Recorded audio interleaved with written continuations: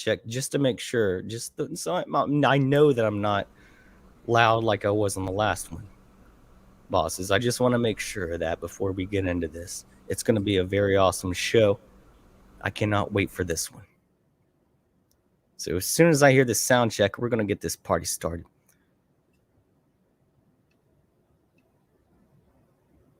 All right, let me see. All right, this sounds good here. I got everything going up and ready. So, hey, Hoff here. Welcome to Hoffcast. Tonight, I'm going to have a guest on. But before we get to that, or to him, I guess, we are going to take a quick look at my website, Hoffcast.com. Make sure that you check out Hoffcast.com. Hoffcast.com. Just so you know when the next stream is, at least. There's a lot of other goodies on there, but that's when you can find me whenever the next one is. Check it out here, like we're seeing this one live. So you go here, just check it out, because YouTube does not like Hoffcast here at all. So I got to plug my own stuff, and that's kind of like my little hub there. You can go and check out everything, Hoffcast, and all the news and updates. If I get a strike or something like that, which I've had many of, then you can make sure that you won't get the news there that I might not be on for a couple weeks or something. So it's not that I'm ignoring you, bosses. It's that the man got me. The man got me. But anyways, I'm going to introduce my guest here, and I'm very excited to have this man on. He's a man's man, but he's also a gentleman. I would like to welcome Mr. Lee from the Ravens Outpost. How are you doing tonight, man? Doing good. How you doing tonight, man? I'm doing great. I'm in such a good mood. Been excited for this show for a little while now, ever since we planned it. I've been super stoked to talk to you and have this conversation. Oh, hell yeah, me too. When you were on my show here last week, wasn't it? Yeah, you mentioned you wanted me on here. I'm like, hell yeah, let's do it. Well, we had some good banter, you know? Yeah, so absolutely. I like a lot of your ideas. I like your open-mindedness about things. I just like you, dude, and no homeowners, but I like you, dude. So, Gotcha. But anyways, if you want to subscribe to the Ravens Outpost, I have the link to his channel in the description below. Luckily, I remembered to say that right off the bat this time. Didn't wait halfway through the show like I did last time. So make sure you check out his channel. Is there anywhere else they can find you? Anywhere else you want to promote? Do you have like an Instagram, Twitter, anything like that? I do have Instagram. I'm on Instagram. I do have a Twitter, and I don't do much with that. I do post, try to post regularly on Facebook. I've got my own group there, so you can look at that and ask for a membership. I mean, it's totally private, so you can post what you want and do what you want there. Nice. I don't know if I've given you a wrench here, but if you want to, if I can give you a wrench, you can put any of those links in the chat for people to check out for sure. Cool. So tell us about what is your content about for anyone new here, which I don't know if there's going to be a whole lot of new people here who don't know who you are, but for anyone new watching in the future, especially because I get a lot of good replays on my videos, tell us a little bit about what your content's about, what you like to do. Well, it's everything under the broad umbrella of the paranormal, and there's a lot of division in it. People like to separate separating into groups, the ufologists, the cryptozoologists, and the ghost hunters, or what they like to call themselves, paranormal investigators. I put myself in that group to begin with, but then I jumped from that to the cryptozoologists, the Bigfooters and all that other stuff, which is a term I hate, by the way. And then there's the ufologists. All of it, to me, falls under the broad umbrella of paranormal, like I said before. Mm-hmm. And I like to discuss conspiracies, world events. I think all of it is tied in together. It's all related. I think I've thought about that for years and years and years, and the more I studied it, the more I looked at, you know, the Sasquatch researchers, whatever they want to call themselves. I noticed how much they have in common and how much they want to deny they have in common with these other fields. No, we're different. Bullshit. I didn't know that. I know Yeah. you. I've looked. I was looking through your channel. You know, try to get a little bit more of an idea because we're recent kind of friends. I'm gonna be honest with you. I have watched quite a few of your streams though, to be honest, but not like a lot of the older stuff because you know, I just met you. I don't know, kind of recently. So I was checking out your older stuff. I saw you have a lot of videos on Bigfoot, and you do a little Bigfoot hunting yourself. I did. Yeah. And so you don't agree with I didn't know there was like a beef between the Bigfoot community and the rest of the paranormal community. I didn't know there was like they didn't want to be part of that. Oh yeah, there's you know, pissing contest between all of them to some degree. And I think if they all were to sit down at a table and just be civil and compare notes, they would find out there's a lot more in common than they realize. So I consider myself more of a ufologist or whatever, which I'm not like a professional one or anything. I just have the big interest in UFOs, like a lot. And at the end of all my shows, I show the UFO videos. I'm very skeptical about like all of them. I never say, oh, like, oh crap, that's definitely the alien. Oh no, we're getting invaded. Like I don't do that. I'm like, that's, you know, probably something else most of the time. Sometimes like, oh, that's kind of cool. I like that. You know, don't know what that is. But most of the time I'm like, I can kind of debunk that. It's interesting to look at. But I didn't know I agree with your first statement where you said you feel like they all fall under the same umbrella.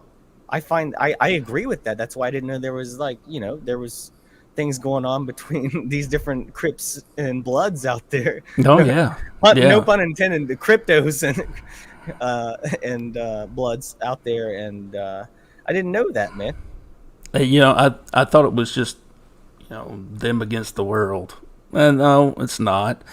And I spent enough time being somewhat involved. I dipped my toe into the crypto world. And not cryptocurrency, cryptozoology. Yeah. I dipped my toe into that world for a little bit. And same. It stinks, man, because you got camps there too. People who just total flesh and blood, North American great ape, and then you've got those who are just totally in the paranormal camp. These are spiritual beings, which, you know, I agree with both of them. I believe they're flesh and blood. I believe they're spiritual. I believe they're people, but that's just me. I've looked at thousands of eyewitness reports, you know, coming from a lot of different sources, and there's so many commonalities. I mean, there's just how they react, how they act with people, you know. You're talking about the Sasquatch, right? That's talking about Sasquatch. And you say they as in like there's multiple. It's not just one Bigfoot. Right. There are thousands. There are thousands of them out there. Okay. And then there's some who estimate them being into the millions, scattered out all over the United States. They're very tricky to find. Oh yeah. I totally believe that if they want to be found, they'll be found. But if not, you're not going to find them. What do you think gives them? Are they like a paranormal creature? Do you think they can like shift interdimensionally? Because I've heard that kind of theory before. I don't know much about it, like that they can just kind of phase shift in and out of our dimension or something because they're not. They might be like a spirit kind of thing. Well, I know you said you already think they're flesh and blood and spirit, but like that's the crazy part of it all. They leave footprints, right? You know? Right. They leave footprints. They leave other sign behind them. Things that you normally wouldn't.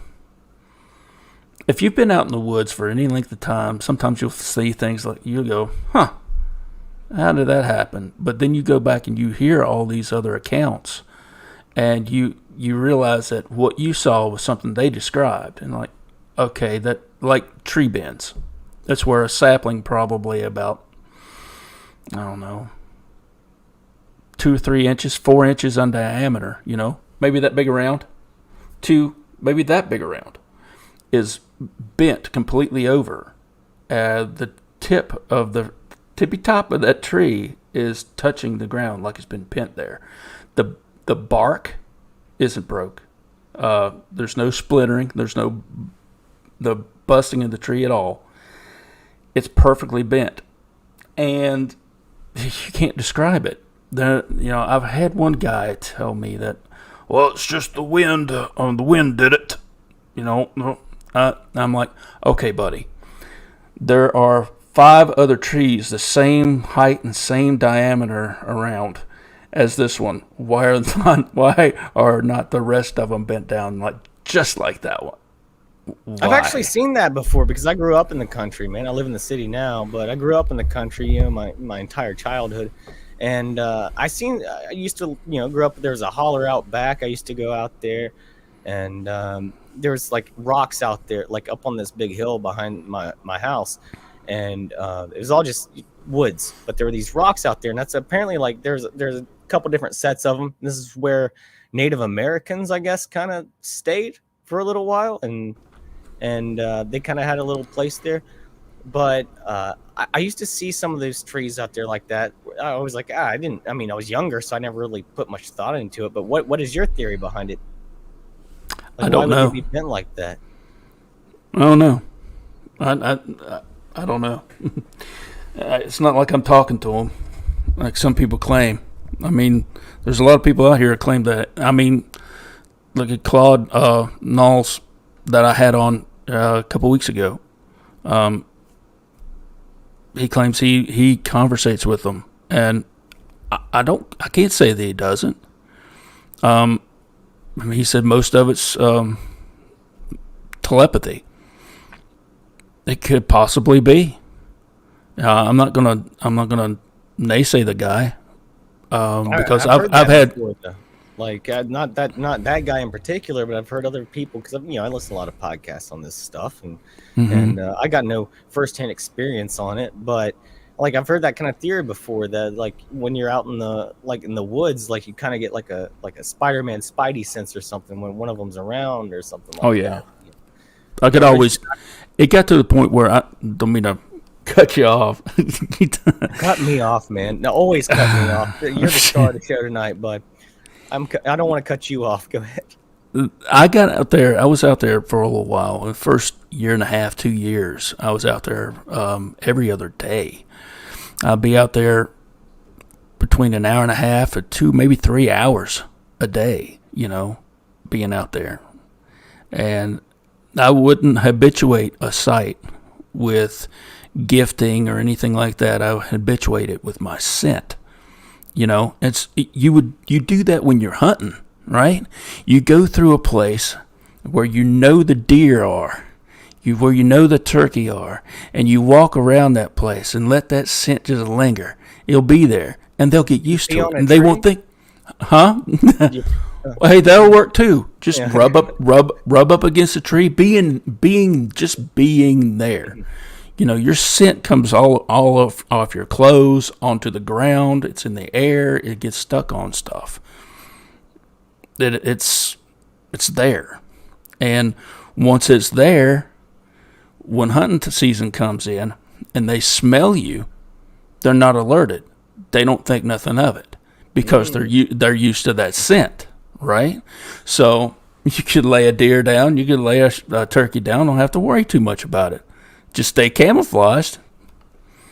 What if you just took out like a can of Axe body spray and sprayed it all through the woods and then you covered yourself in it? Like I think that's a good idea. This guy's got some serious BO. I don't know, man. Trees start dying around there. All the plants are dying from the axe. They could do it, sure enough. No, but seriously, dude, that's what I would do. And generally, I'm not walking through the woods making a whole lot of noise anyway. But hell, I'd be if you look back on some of my other videos. I mean, I'm deep in the woods and I'm talking. I'm making a video. Then I don't give a shit. Okay. So that's what I do. But as far as knowing what they do, why they do it, I still don't know. I get advice from here and there from people who say they know, but when it comes right down to it, I don't personally know. I could take their word for it and say, well, yeah, okay. But where they say they're markers, it could be, but why do they do that? Maybe it's some type of family signature, for maybe another clan that comes through. They say, well, this belongs to so and so's land. They're here, so watch your step, or some crazy mess like that. Families of Sasquatch. So they say, yeah. What's the Yeti? The white the albino Sasquatch. Oh, look, they're brown. They can be brown too. There's the Yeti, the urine, the ape thing. What is it called? The rock apes in Vietnam. The Yahweh, the Yowie rather, not Yahweh. The Yowie in Australia. So yeah, the wild men in Europe. If he's interdimensional, in my opinion, maybe he could just like teleport all over, But if there's families of them, they could all teleport. Can they change their colors like an octopus or something? The Yeti, like it's kind of like, in my opinion, is like the polar bear of the Sasquatch. It gets the white because it's up in the snow, and it's the camouflage. Or what? Let me say hi to the chat real quick. We got a couple people here. Just want to say first and foremost hi to Chrissy. I don't know if she's here right now, but two fave YouTube personalities coming together. So excited. I hope she does show up. Hey, Chrissy. But such a sweetheart. Love Chrissy, and yeah, she's a darling. And then here's Hoffcast saying, oh, that's me. Nick Bua, what's up, bro? I love Nick. What a great guy there. He's a funny guy. He's always in the running for joke of the night. And Shane, what's up, my guy? I also love Shane. No homeowners to him as well, but I love the guy. Personal friend of mine. See him every day at work. Cool. And we talk about a lot of things. We agree on a lot of things. But anyways, let's get back to the Sasquatch, man. Okay. Let's get back to the Sasquatch. So, what is the biggest evidence of existence for the Sasquatch? Because most of the pictures are blurry. There's not really a good picture, what I'm saying, of the Sasquatch. Well, there's two film footages that, to me, are, for their time, was extraordinary, and for now is unmatched, really. There's been a couple, but it's kind of hard to do anything with video now because it can be manipulated to some degree. Yeah. I mean, people can Deep call fakes. people can contest it, but the Patterson-Gimlin footage. Film back. I'm sorry. Well, yeah, absolutely. Digital photography, as much as it's doted on, actually analog film is much better. But the Patterson-Gimlin footage and the Freeman footage, Paul Freeman, a lot of people haven't heard of him. Go check out Paul Freeman's footage of his Sasquatch find. Dude, that's extraordinary. It really is. And it gets looked over a lot, but I think it's right up there with Patterson-Gimlin. And a gentleman named M.K. Davis has taken the Patterson-Gimlin film and cleaned it up extensively. He's done a lot of work to it. Worked on it frame by frame, bringing out color and contrast and so much more detail to where they released a 4K rendition of the Patterson-Gimlin footage, and it, as good as it is, MK's is so much better. And I got to give the man props for that. So you just did like some touch-ups to it and just made it look like a little bit like so you can see the details better. Yeah, frame by frame, man, and stabilized I wrote all these it. names down, by the way. So. Absolutely, and you could see for the longest time people said it's a person in a suit. Now, Patty, that's the name of the Sasquatch in the film. That's a female, and you can tell it's a female. She has breasts, and they move. Okay, and she got the mammies, huh? The mammies, yeah. 1967, when this was filmed. D cups. Yeah, the Sasquatch got them D, double D's. Huh? But you can see them move, man. Turn me on a little bit right now. When she walks, you can see the muscle flex in the leg, in the buttocks, in the back, in the arm. And when she turns, she doesn't turn her head all the way.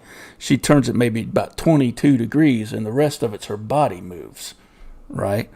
So you can see the twist. It's not someone in a suit. National Geographic, a few years back, did a documentary on the Patterson-Gimlin film, Searching for Bigfoot. And they had modern technology try to recreate it. The closest they got was a guy on stilts, and that was for his legs and his arms, so he could walk in a certain manner. Like in comparison to where it was filmed, they tried to recreate it, and you'd have to be that tall, is what you're saying. That they did it. He was on. How they did it was, they mapped the location. I think I've seen this video. I think I've seen this one. They took a stunt guy. It was a stunt man, and he did all the work. He was in a green screen suit, with all the dots, so they could, do some CGI. And for him to mimic that, he said it was the toughest thing he's ever had to do. And for them to be able to do it back then, they did not have the technology to do it back then. They just didn't. I mean, you look at Planet of the Apes. That was the height of their suit technology back then, and it looks horrible compared to today. But a lot of that stuff you're saying right now is reminding me of the moon landing, but I don't want to get into that right now. I want to keep on this subject. But keep going. Oh yeah, that's another can of worms. Well, maybe we'll get into that later, but keep going on about the Sasquatch. I'm liking this part. So the Sasquatch, Patty, they have not been able to debunk it. They can't. The problem with Paul Freeman is he screwed up one time and hoaxed some footprints. That caused a big credibility away immediately. Well, they tried to say he claims that they weren't hoaxes; they were real, but there was a hoax out there, and it discredited him a lot. And still to this day, people look at it like, "Oh, well, he's a hoaxer." You look at that film footage, man. Watch this Sasquatch come off. Just trying to keep it rolling, Well, you see this hairy man come down off the hill in between the trees, and the way it's moving, the fluidity, and you could tell the way it's walking, its gait. You look down, you can barely see the legs, and it kicks out. Now, Patty's leg kicks out at a 45-degree angle at the knee. We don't do that. We're like this. She's like this. Like your bow-legged. Yeah, like that. I mean, her that's the only way I can describe it, man. I know it looks goofy as shit, but but this is how she walks. And the one in Freeman footage is doing the same, and it's hard to deny it. Do you see like I look at UFO videos and I can say I can be skeptical about them. Do you look at a lot of Bigfoot videos and you're like, this one's fake, probably?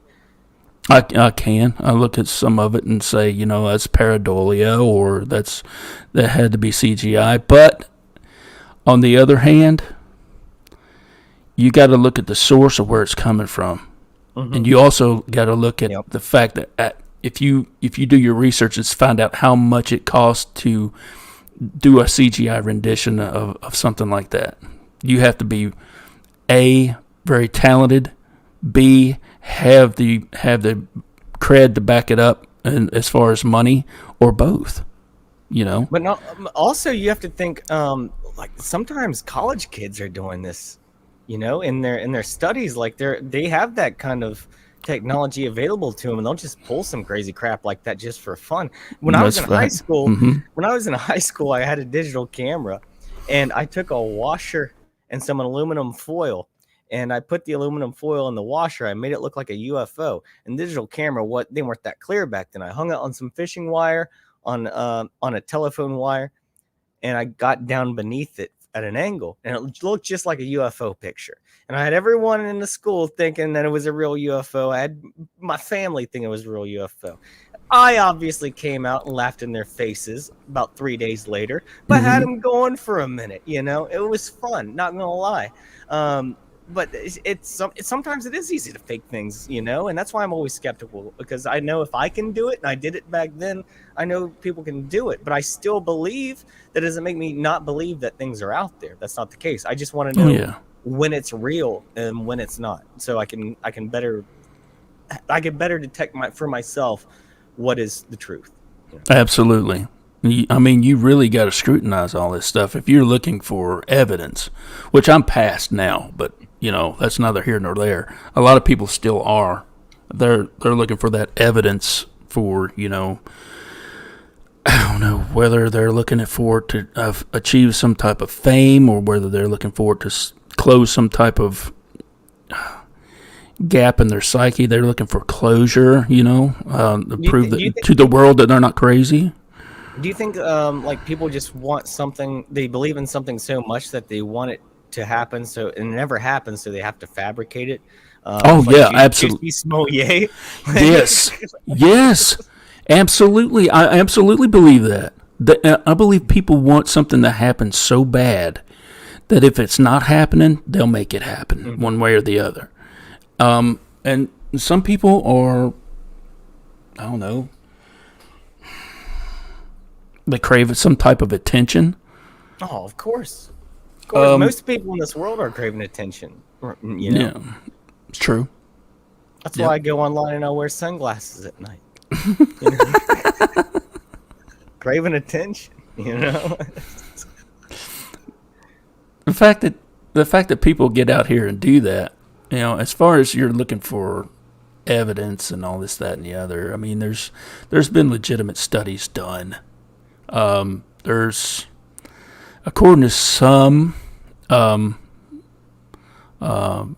individuals, there's multiple DNA studies that have been done on these creatures, upwards to like 200. Okay. Have they ever found Bigfoot Dookie? Yeah, I'm pretty sure they have. Yeah. According to some sources, and these sources will be found on howtohunt.com. You take it for what it is. The facts by howtohunt.com. You just check it out. Steve Isdall. I don't know if you've heard of him or not, but Steve Isdall I personally think he's great. And he's not blowing smoke up anybody's ass. They send him emails. They send him, evidence. And he's like, here, this is what I get from these people. And yeah, it's Steve right there. Okay, and cool. Professional hunting guide, man. And it's facts by howtohunt.com. He's on YouTube. He's got a podcast. Okay. Yep. Okay, that might be some graphic stuff. I don't know if I could show on here, but to some people. But do you hunt? Yeah. Do you hunt? I used to, yeah. I'm going to get back into it. Gonna have to, man. Yeah, Getting my bow ready. Dude, freaking... Too expensive. God almighty, I'm going to have to bow hunt. Those freaking bullets are like buying a pack of cigarettes for one shell. I know. I loaded up on some ammo there a couple years ago for myself personally, so I'm good on that for at least a little while. But yeah, I wanted to ask you real quick before we go on to a different subject. Sure. What do you find so fascinating about the Sasquatch, the Bigfoot? Is it the elusiveness? Is it the mystery? Is it, what do you think is the purpose behind it? What it represents? What it is? Dude, for me, it's all of the above. There's everything that, like I said, I've been through thousands of eyewitness testimony, and if even just 3% of those people are telling the truth, then there's something out there, right? So when you're looking at that mountain of evidence and you compare it to your own findings and your own interaction with these people, and that's what I like to call them. I like to call them a people. You want to know more, I've found the evidence that I need. I don't need to look for evidence. I don't need to prove anything to anybody anymore. Not for me. When I first started this, I thought that's what I had to do. I thought that's what, would solve all my ills as far as this is concerned. No, I got my evidence. That's all I needed to know, and I'm good. But it still doesn't deter me from going out and trying to make contact with them if I could. Because I personally think they're a people. I think they're highly intelligent. I think they live in their own lives and want to be left the hell alone. And then I think, like you say, most people, I kind of put that in a general term. Okay, but like this, there are some people who have talents that other people don't. You're born naturally gifted in, say, you can play guitar really well. This guy just picks up a guitar and can play like Eddie Van Halen. That's a natural God-given gift. I think that the Sasquatch are like that too. I think some of them are dumb as a post, and others are brilliant. It's just, some of them have certain innate abilities that others don't. Are you a big fan of Harry and the Hendersons? Actually, yeah, I am. Yeah, it's a great movie. It's a great movie. I mean, it came out when I was a kid. I mean, that's, they're based on real people. The hunter is actually based on a real person. John Green, not John Green. Oh hell! Now I mentioned it, I can't think of his name. Anyway, the hunter in that movie is based on an actual person. Did not know that. Yeah. Have you ever heard a Sasquatch yell? I've heard audio of that once. It's kind of crazy. Have you ever heard one? Yes. Dang, it's gonna be terrifying. It was really. It was like a whoa. Yeah, that's what I kind of hear. It's like a higher kind of thing. It's not like a growl, but it's a higher kind of. But pitch. I've heard one that I can't imitate, and was my first encounter with one. Was totally audio. It started out a low roar to a howl to a scream. It was just crazy, and it did this like 3 or 4 times. I've heard it on 2 different occasions. And the first time I heard it, I was camping alone, and it freaked me the hell out, and I got off the mountain. I had a camp axe and a little 32 automatic on me for snakes. And I automatically knew that whatever the hell that was much bigger than me, and I was totally ill-prepared for that. Bigger than a snake. Yeah, just slightly. A little 32 would have just pissed it off, and I've been wrapped up, and I would have been, had my head up my hind end for real. Another time, was miles away. Me and my wife had not been long married. We're at a new place. My son had just been born. He was maybe a couple of months old. It was probably about 11 o'clock at night. I take me and the dog, go out and let him do his business. We're way back out in the country, kind of like we are now, but with fewer people around. And there was a set of railroad tracks and this little bottom where there's a field where they turn horses out every now and then. And a creek down there next to a bluff, a mountain going up. Anyway, I heard that same roar, howl, scream that I heard on the mountain. And normally when I called my dog, it took me several times to get him to come because he just liked to run. And I told him, I said, Rocky, come on, let's go. It's in the house. He heard it too. Of course he did. And he was right there with me. It didn't take no coaxing to get him in the house. And I'm like, what the hell was that? What the hell was that, man? And it was a couple of years later, literally we'd moved again. We'd moved into town. And I'm just fiddling around on YouTube. And I find some, what I now know were pirated copies of Sasquatch Chronicles. And I heard the Ohio howl, and then I heard the Sierra sounds from Ron Moorhead. And I'm like, oh my God. Because they mashed up? They were close enough. They were close enough. And I've heard several different people on several different shows describe hearing what I heard. It was enough for me. Has anyone ever been attacked by a Sasquatch? So they say, yeah. Bluff charged, actually picked up and thrown.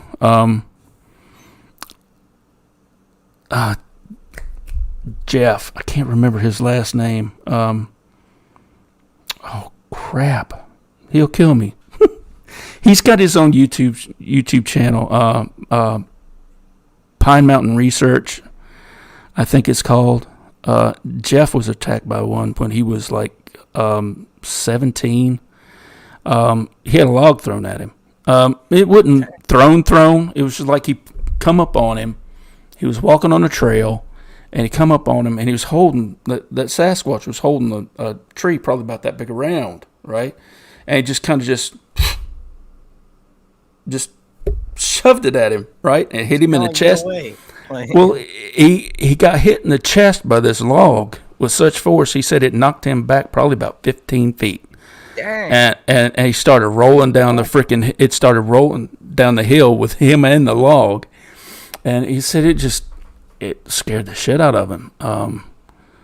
He went on and told the whole story, which if like I said, it's I think it's, like I said, Pine Mountain Research. I'll have to look it up. But yeah, it's really interesting. You hear a lot of people being attacked by them. Sometimes you catch them off guard. Maybe they're walking along, they're so confident, things are just right. They just don't feel your intention, because I think they feel intention. But they'll scare the hell out of you, sure enough. I don't know if you've heard my whole story or not.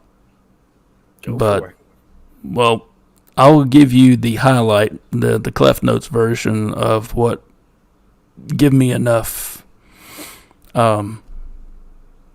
evidence for myself to say, yep, they exist. I don't need to prove nothing to nobody. I don't need any more proof. I was solo camping about 2.5 years ago, 3 years ago now. Who are you, Les Stroud, Survivor man? It wasn't the first time I've done it. I mean, when I first had my encounter with Squatch, I was solo camping. I'd be out there for 3 days by myself. It ain't no big deal. I love it. Roughing it in the woods is fine with me. After what I did, I don't know. I got a camper's mug. I mean, I should be able to go camping now. Hell yeah. And it's not that But- I've never been camping. I prefer the home, I hate to say it, I'm from the country. I used to do a little bit of camping and whatnot, but I'd do it again for fun. But it's not something I do often because I'm scared of Sasquatch out there, man. Go ahead. Well, I was supposed to have my nephew come out, and he was going to camp with me, and he couldn't. He'd gotten off from work late, and he was stuck in traffic, and he texted me and let me know, look, man, I'm not going to be there. And the fact that he was able to get to me was miraculous because his signal in there is really spotty. And I said, hell with it, I'm just going to go camp alone. I got my stuff here. I had a 45 automatic on my hip and a 45-70 government in my tent. If I couldn't take care of that, I deserved to die, right?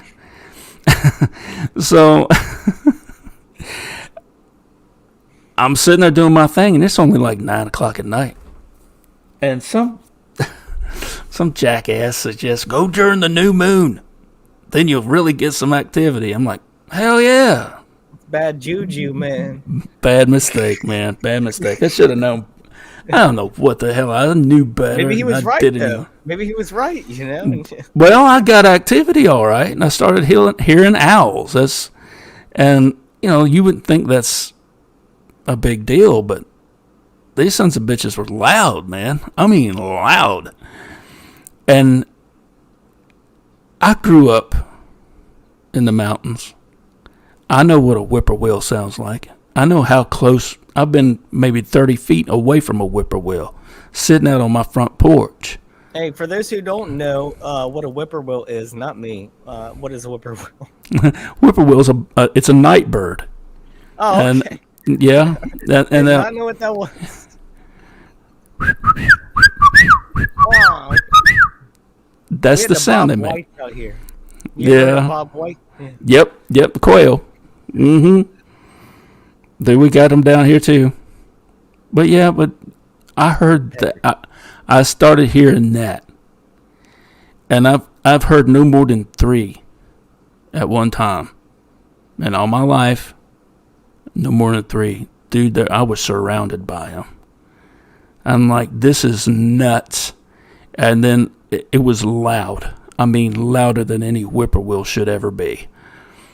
And what the hell is going on? And I got this feeling. It was this, and I've had this spidey sense kick in before when I knew something bad was getting ready to go down. This took it to a whole new level, man, because I could feel the pressure. And then all of a sudden, I got this image in my head. I could see the whippoorwill, right? And then I could hear the words, leave now. Oh, I just got goosebumps from that, bro. And it's like the only way I can describe it is that it wasn't words that I could hear. It's what I interpreted, if that makes any sense at all. No, I totally get that. No, I do. But it was resonating from the center of my brain. Okay. I don't know if you've ever had the privilege of using bone inducting headphones. You don't put them in your ears. They slip over your head and hit right behind here, right? And the vibrations are going into your skull, and you can hear it just like it's coming in through your headphones. It's weird. I mean, it's just sitting right there. And that's what it felt like. That's what it was like. It was right here in the center of my head, and there was something there that wasn't me, and I'm like, what the fuck? Okay? And sorry, cussing on your show. Use whatever language. No, you can use your language on here. I use language all the time. So, and that's what was going through my head. And I was like, holy shit, leave now. Leave now. Like I said, I had that 40. Did you wrap your tent up and? Hell no, I didn't. That would have taken time. I grabbed my rifle, I grabbed my phone, and I hit the road, Jack. Oh, dang! Okay, you just skedaddled I left my shit right there. I left the fire going. I'm like, fuck it, I'm out. They said go, I'm gone. I tell you what, man, I could go to Africa and hunt Cape Buffalo with that 45-70. That made me feel about as useless as I could ever be. Like a 3-year-old child out there. I mean, to face them, I might as well have been holding this flashlight. That's it. I mean, that's the comfort. There's no way out. That can't. Right? Well, they warned me. They told me. Warned you. If you would have stuck around, yeah, you would have. But see, you would have got the big foot in the face. See, I didn't stick around for none of that. I come back the next morning and got my shit and packed it up and left. If that makes me sound like a pussy, then hey, dude, I'm alive and I'm a pussy. Fuck. That sounds like my last breakup. I came around the next day and picked up my shit. She wasn't there. You know, like. But dude, I'm maybe serious. I sound like a pussy, but you know. Anyways, but no, you don't sound like a pussy, dude. I wouldn't even go camping alone ever in my life, let alone, if something like that happened to me, I would have done the exact same thing. Well, sometimes you just got to get away from stuff and decompress. I agree with that. Yeah, that's why I like going home to see my parents, because they still live where I grew up out in the country. So I do kind of get a little bit of a getaway every now and then. And maybe if I'm lucky, during this whole ordeal I've talked about before, I'm not going to get into it right now, but I might be inheriting that land one day. So I'm really excited to maybe retire out in the country eventually when I'm older. That's kind of like what I'm planning to do. So hopefully it all works out, and old Hoff here has an old country home to go to when he's old. Dude, it's nice. No, but seriously, that was my big turning point. And that's something I didn't talk to anybody about for a while, because what they call it mind speak in the Bigfoot world. And when you start talking about that, they're like, a lot of people are like, oh, well, no, that's crazy. Well, something else was talking to you. Well, maybe, but I don't think so. Because I've had experiences with a lot of different stuff. And when people who are familiar with me and know my story just as being, on the Bigfoot channel, that's what it was to start out with. But my roots go deeper than that. In the UFOs, I've had UFO encounters, and I've had into that here in a minute. Don't worry. Ghost encounters, more so than the UFOs. By the way, Raven, I just wanted to say, you're welcome to stay and chat as long as you want, but if you have to go at a certain time, I'm absolutely cool with that. I'm cool with your schedule, but I would like to get into more of those things as we go on. But go ahead, man. I just want to let you know that. Cool. Forgot to mention that before the show. All right, man. I appreciate that. When I go into my lives usually go 2.5, 3 hours. I say I'm going to only go 2 hours tonight, and 2.5 hours later, and then that was that night we were on Chrissy's and Laura's show, and we went 6 freaking hours, dude. Yeah. 6 hours. I joined in halfway, but I was still on for 3 or 4 hours, regardless. Dude, that's a long time. Well, I do 3 to 4 hour streams most of the time. My last one wasn't as long because my browser messed up towards the end of the show, and I still had more things to talk about, but I wasn't feeling it, and I felt terrible for not giving the people a good show, and I was just like, I might as well just call this one a night. I look back on it, great show in my opinion. Maybe I was just, once again, too much of a critic of myself or whatever, but I was kind of... it threw me off real bad because I was tired from work and everything, and then all my tabs closed out on the last stream, so I couldn't talk about the last things I had to talk about. Luckily, I got through a lot of it, but there's always, every stream I do, I'm like, I forgot to talk about something. I just have to accept that that's going to happen and not feel regret later on for it, I guess. But yeah. Dude, every stream I do, if there's not one hiccup that happens, I haven't done a live stream.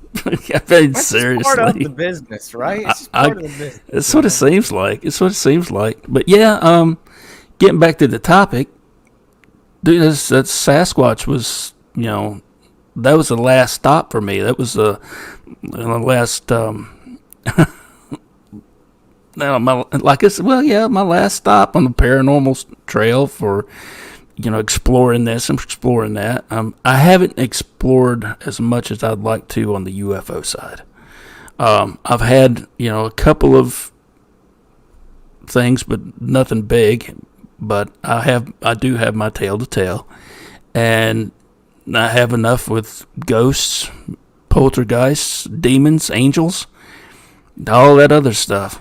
If you have time, I want to get into all of this. I want to hear about all of your experiences. That's why I have you on. I want to hear about all this. This is so interesting to me. I love hearing other people's stories because I don't experience it myself. So I want to hear what other people have to offer, and that's how I learn things. So I want to hear all about this if you have the time, man. Go into as much detail as you want.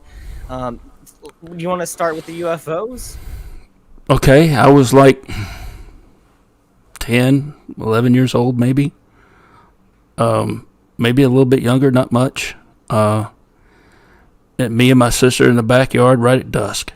And we're on our little swing set, just swinging and having a little bit of fun. And we noticed off to our left, there was a light in the sky. I said, oh, look at that bright. It looks like a star, really bright. And notice it got brighter and brighter. Then it wasn't so bright as it looked like, I don't know, almost like headlights. And I was into comic books at the time, way up into my teens, late teens, early 20s. I was still into comics. Into my late 20s, I was into comics. But anyways, go ahead. The Fantastic Four. I don't know how familiar you are with the Fantastic Four and their flying car, or that they developed for S.H.I.E.L.D. And the headlights would pop on just like your regular car would. And I thought, whoa, that's cool. That's a S.H.I.E.L.D. flying car. My sister's like, what? I said, yeah, no, I explained it to her and blah, blah, blah. But it kept getting bigger and bigger and bigger and just didn't realize. It's like, what is that? And it got huge. The closer it got, we realized this thing is huge, right? Go ahead. It's huge. What am I going to put it? Well, Anyway, there was this huge oak tree, this old growth oak tree. It had to have been over 150 years old, sitting out in our front yard. Huge. And it looked like it was going to scrape the top of it. And it was kind of football shaped. Actually, more it looked like a turtle in that shape. But like I said, it was huge and it made no noise whatsoever. And me and my sister were freaking the fuck out, man. We were like, what is that? What is that? And we wanted to go inside and say something, but we couldn't take our eyes off of it. And we watched it as it just drifted off from east to west, and it was gone right over the mountain behind us. And we told our mom and dad about it, and they're like, oh, well, it was probably a weather balloon. Of course. Really? Really? I want to link this back together. So you saw this out in the country, right? Oh, yeah. Yeah. So this is where, I had one, it happened in a small town. I've had a few sightings. I won't get into those myself, but I wanted to kind of like tie this back around to what we were talking about. A lot of these UFO sightings do happen in the country, and of course the Sasquatch happens in the country. Mm-hmm. What do you think? What do you think it is? What do you think's out there? Just what is it about? Like, they just avoid whatever they are. They just avoid civilization, like probably the rest of us should. I don't know. That's something I'm actually looking into right now. The obvious answer is they don't want to be seen by a large group of people, I'd say, so they try to avoid large areas. But like, what about the UFOs? You know, like there's been a lot of stories about like people who have farms out in the country and stuff. They wake up and they have like mutilations to their cattle and stuff like that, and they kind of say it might be like a alien or chupacabra or something like that. I did a documentary. Yes, I did a documentary called Terror on the Parkway. You go to my channel and check it out. You'll see the animal mutilation there. I worked that case, and it's still open. They've seen crazy lights, flashes of light in their house. They've had Bigfoot activity and 2 animal mutilations, a goat and a mini horse. The mini horse was taken out of its pen. Or what's a mini horse? It's like a midget horse, I guess. I know it's not PC. I know it's not PC. That's why it was so funny to me, because I was about to say midget, the same a thing midget. you just said. Yeah. It's a tiny. It's probably about 300 or 400 pound horse, right? And it was lifted out of the pen it was in, and it might have been 30 yards away from the house. Dang, it was mutilated. From here, the base of the neck, all the way down to the groin, a clean cut, and I got pictures of that too. By the way, I've seen those pictures. I don't like to look at them. I'm probably not going to show any of them on here. I don't blame you. I don't blame you. But I've seen pictures like that, and they're horrifying, to be honest with you. They're to me anyway. Like, and to me, you can't explain that sort of thing. It's so weird. Like, all the skin just peeled off just the head of like a horse or something like that. It's so weird. Yep. Can I say hi to the chat real quick, and we'll get back to this, because people joining in. Yeah, it's getting a little bit later tonight. People joining in. Let me say hey to Mitz. Hope you're still here, Mitz. I love you.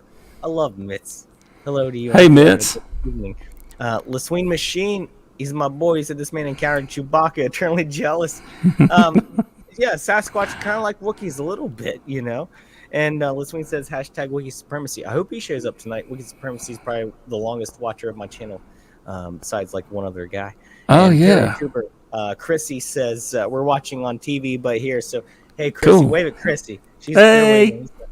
So and Rusty, I'm sure if Rusty's watching, hey, what's up, Rusty? So thanks to everyone for being here at this Hoffcast episode. I'm honestly having a great time talking to Raven right now. This is such interesting stuff, and this is right up my alley. I love talking about this stuff. So let's get right back into it, man. Let's get right back into this stuff. And if you have any questions for Mr. Raven here, let us know in the chat. You know, because we're gonna be talking about this. I'd like everyone's voice to be heard. I like to make it a big community thing where we all can have a big discussion during all these things. So. But anyways, go ahead, Raven. Well, you asking what was out there. I think from what I'm doing, I've taken a dive down another rabbit hole, and I'm free falling right now in this rabbit hole, and it's kind of overwhelming with some of the stuff. It covers it. It's everything. I'm being bombarded by all this information. It's my own fault. I'm doing research on. We all do this. We all do this. We all have these moments and these phases where we kind of get like too into things if we're into the truth community, you know. Like it's part of it. It's part of the job. Sometimes you go deep on things, and that's how we learn, you know, and then you have to be at least enough level-headed to decipher what the BS is between it. But go ahead, tell us about this one. Well, I mean, you're right, though. I mean, a lot of us on the Ravens Outpost, we've got this, you know, we've got this theory that everything's connected. And the more I look at everything, I mean, right down to our, you know, world government conspiracies, and I see the tie-in with a lot of other stuff. I'm like, oh, Jesus Christ, this is nuts. Yeah, I can see how on point a lot of us really are, and I'm not tooting my own horn. It's part of it is I want to be wrong, you know. We all do to a certain degree. Yeah, I understand what you mean by that completely. this the old saying, truth is stranger than fiction, and by God, they're right. Absolutely, man. The animal You're right. the animal mutilations, man, I believe they're just test subjects. They're being harvested for DNA, and there's By certain who? The ways. government or aliens? I think aliens, to be honest with you. Uh, when I speak this stuff, man, coming out of my mouth, it Bro, just you're cool, sounds man. so You're on Hoffcast. I believe it too, man. You're right. welcome to say whatever you want. I believe this stuff too. I mean, I think, in my personal opinion, I'm not completely against the idea that the Anunnaki are out there trying to do stuff and aliens manipulating DNA and who knows, there might be lizard people in the government who are the same as the aliens manipulating DNA through jabs and whatnot. I'm not against or opposed to any of that. Go off and say whatever you want to say. You're not gonna. This is Hoffcast. We're gonna talk about what we want to talk about. Have you ever heard of Linda Milton Howe or Linda Moulton Howe? I don't think so. Linda Moulton Howe. She has a YouTube channel called Earth Files. Check it out. She talks about a lot of stuff, and I'm looking at someone else called the Dark Journalist. You should check him out too. Ancient alien technology, ancient alien civilizations. Check out Bright Insight also, if you don't know who they are. I'm running out of Post-it notes. Post-it notes. Post-it notes are expensive, dude. I picked up a pack of Post-it notes. It was $8 talk about inflation. Anyways, I was the biggest scam of my entire life. I didn't know it. I thought it was gonna be $3. Anyways, what was the name of the last one? Bright Insight. He talks about Atlantis a lot. Okay. I had the last guest I had on, we had a good discussion about Atlantis for sure. So, Linda had did a series on animal mutilations back in the 70s. And I found a picture that she had in one of her books that mirrored the animal mutilation that I did a report on, did the documentary on just a couple of months ago. From the incision, the surgical incisions, to what was removed, and the total exsanguination of the body. I've said it before in the beginning of our, of our talk here. I'm a hunter. I know what it's like. When you harvest an animal out of the woods, you don't want a lot of extra stuff going. You give a little back, so you got the animal there, right? Mm-hmm. And you leave a huge gut pile, and you leave a lot of blood behind it, right? And you pack it out, and you're going to leave a mess. Coyotes, fox, whatever they're doing, they'll leave a little bit of a mess. But when you're talking bigger animals like that, mini donkey, there's no trail, is what you're saying. None. No footprints, no drag marks. It was lifted and carried by something. Dropped at a certain point. Technology. Maybe. I don't know. It was wearing a horse coat. If you're familiar with what they are, it's not a blanket; it's a coat. I mean, it wraps around them, and it's harnessed. All the buckles were still intact. It was yanked off of this horse and discarded about 10, 15 feet away. That was the only blood of that animal anywhere. Dang. The body was totally exsanguinated. There was no intestines anywhere, no blood trail anywhere. I've tracked deer on blood the size of a pinhead. Okay, I've tracked deer on that and the broken twigs. I found nothing, dude. I would almost say it was a tornado if not for the incision. The incision's the weird part. And was it like a laser? Or was it like a knife? Was it rough? Was it clean? It was like super clean. It was super clean. Cleaner than clean. Like it was cleaned up after it was cut. Whoa. Lasers. What I found out is lasers, when they're used to cut flesh, it will still burn carbon, right? And there will be little granules that look like sand from around the incision, and that needs to be cleaned. There was none of that. You look at the pictures, totally clean. And then in this picture that Linda Howe had in her book, there is a place carved out of the left hind quarter of a cow. It was probably about like that, and it's around the, like I said, of the upper part of the left hind quarter around the bone, and there is flesh taken from around the bone. Okay, the same thing with that mini horse. The same thing.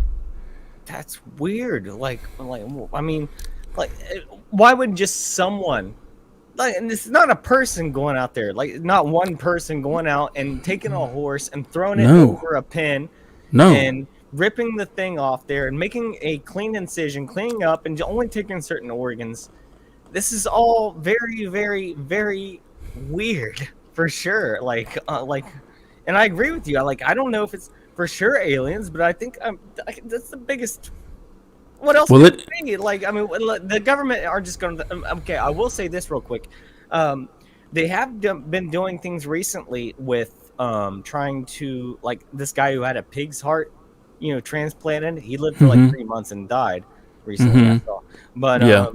But like, I don't think the government's just going out and getting animals because they can just get their own. It's easy. They can get animals anywhere. They don't have to go out to a farm out in the middle of nowhere and yank the horse out and do all that stuff. They can easily pay for it and get it anywhere else. So that's the weird part to me, is like, this happens just out in the middle of nowhere, and it happens in such a weird way. Their goat. They had a goat about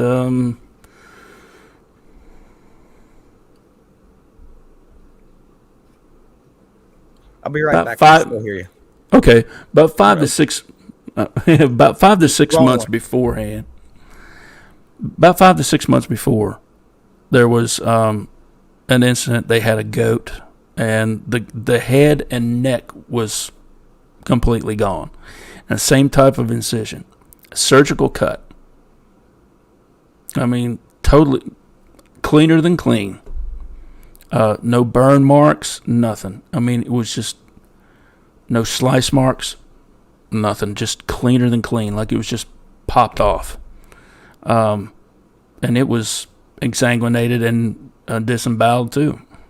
The intestines were removed, totally harvested. They weren't anywhere around, but the body was still there. Now, the crazy thing about the horse is when Heather, the homeowner, arrived, she noticed that the mini horse wasn't in its pen. One of the top timbers on the fence were busted out next to a tree, and she's like, "What is this?" And she looks out, and she sees the horse laying up on a hill. Okay, if you, like I said, you look at the video, you'll be able to tell it had ample opportunity to drag it downhill, not uphill. And it wasn't dragged, it was carried. She saw it. She was able to take pictures of it. She went back to the house, and by the time her husband, Matt, got home, it was gone. The horse was gone. He looked and looked and looked, and wherever it took it, it was far the hell away from there. It was crazy. She had seen lights from the other side of a pine thicket. Maybe. Real quick, do you think that they leave the bodies there on purpose? Like, I don't know. Or they just like, that's all we needed. Let's get out of here, and we don't maybe care because they're not going to touch us anyway. Right. For whatever reason, I think they're indifferent about that. The more I investigate it, the more I think it was two things that happened. The alien influence on the mutilation, right? And they left the animal laying where it was at. That was totally alien in my opinion. But for them to come back, and when Matt went out to look, and they went out to look, and the horse was gone, I think that was Sasquatch, because the Sasquatch had been heard around there. I said, "Oh, free meal, let's go." But So I mean, like a joint effort there, like maybe maybe they weren't in cahoots, but like it was one after another, like the cleanup crew or something. Yeah. So well, kind of like. Well, we can be opportunists as humans too, free meal. So there it is, You've been by the vending machine, right?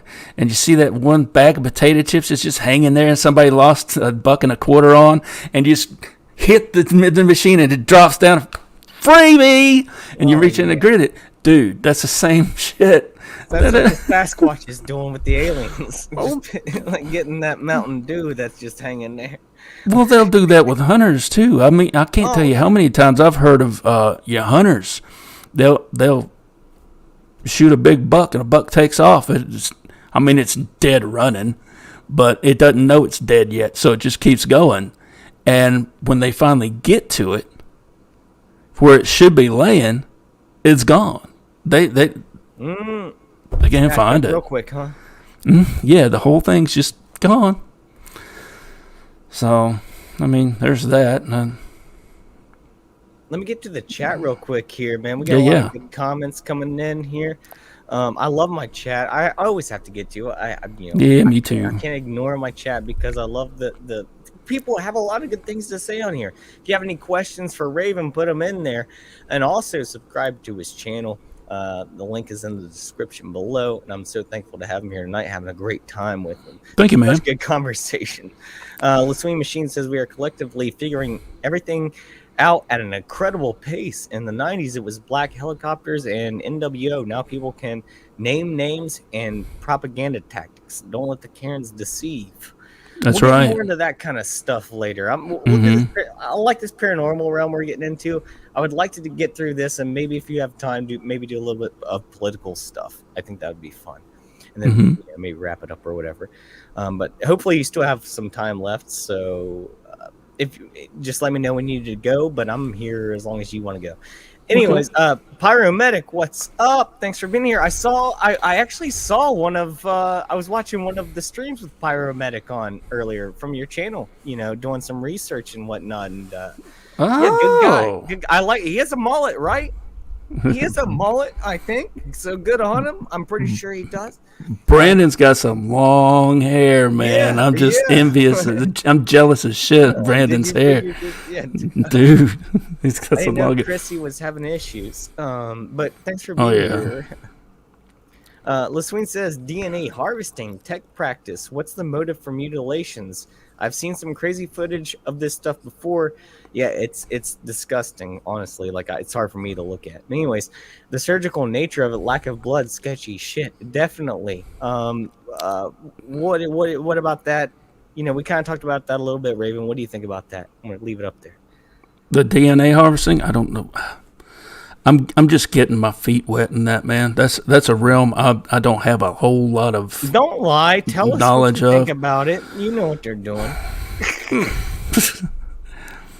For whatever reason, they're testing. I think they're testing the environment through DNA. How creatures are being manipulated by their environment through whatever.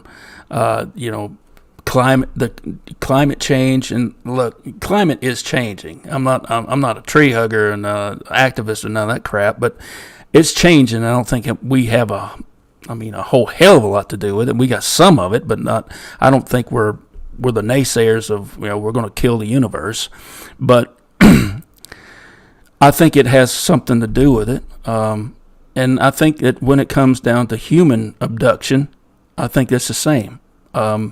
According to some individuals, that they're looking at us as a donor for them, as far as DNA manipulation and survivability of their own race. Dang, dude. What do you think about the? This is me asking you right now, Hoff to Raven. What do you think about the theory of aliens manipulating the DNA of former species to create humans? Do you think that's a possibility? Because I mean, people want to talk about evolution, or you can be spiritual about it and believe in God, obviously, and just God created man. But like, what do you think that there was a missing link, just like Bigfoot or something that connected, like the primates to the Homo sapiens or something like that? According to Linda and her research, they've already done it, and hybrid humans are already among us right now as we talk. According to her, Fauci did that too, but anyways, we'll talk about that later. Well, a lot of people want to talk about it. Allegedly. Yeah, allegedly. But, there's been research and studies. I was talking about myself there when I said that. Not you. I was talking about me when I said Fauci, because I have to say that so I don't get struck. But anyways, go ahead. There's been research and study about, people having their DNA manipulated to a certain degree. Their bodies change. It messes with women's menstrual cycles. It's messed with. It's give them diseases that are life threatening. And it's happening to younger people too who take the jab, allegedly. These are things that the gods of YouTube don't want us to talk about, fuckers. No, I've had like 3 strikes from medical misinformation, so I gotta be real careful about that stuff most of the time. I use code language for all this stuff, man. And it's sad we have to do it because the truth is out there about all this stuff, and no one wants to believe it because the lie is so big, allegedly, that there's no way that the actual truth could be real. The lie is too big, So right. When you tell people the actual evidence behind it, there's 2 reactions. One, you're a right-wing, alt-right conspiracy theorist nut job. Yep. Or 2, you might have a point here. I didn't know that. Wow, maybe I should look into that. And the latter should be your response, not the first, because if the first is your response, you're a closed-minded, brainwashed individual by the mainstream media, and I got no help for you. Only you can help yourself at that point. You know what I mean? Only you can help yourself to be more open-minded. And if you think open-mindedness comes down to accepting diversity, that's the lie that they fed you. That's not what we should be looking at right now. Yes, we should accept people and diversity, but we shouldn't. That's not the problem. That is not the problem that we're dealing with right now at all. That's the minor issue. The rest of this stuff is the things that we should be focusing on, in my opinion. But all the lies being told to us through everything. But yet it's always a distraction here and there. Sorry for that rant, Raven. No, Zeitgeist. If you've never seen it, I highly recommend you watching. I know what it is. I've never watched it. I've heard Zeitgeist. I gotta watch it. I feel like maybe I did when I was really high in college, but and I just don't remember it.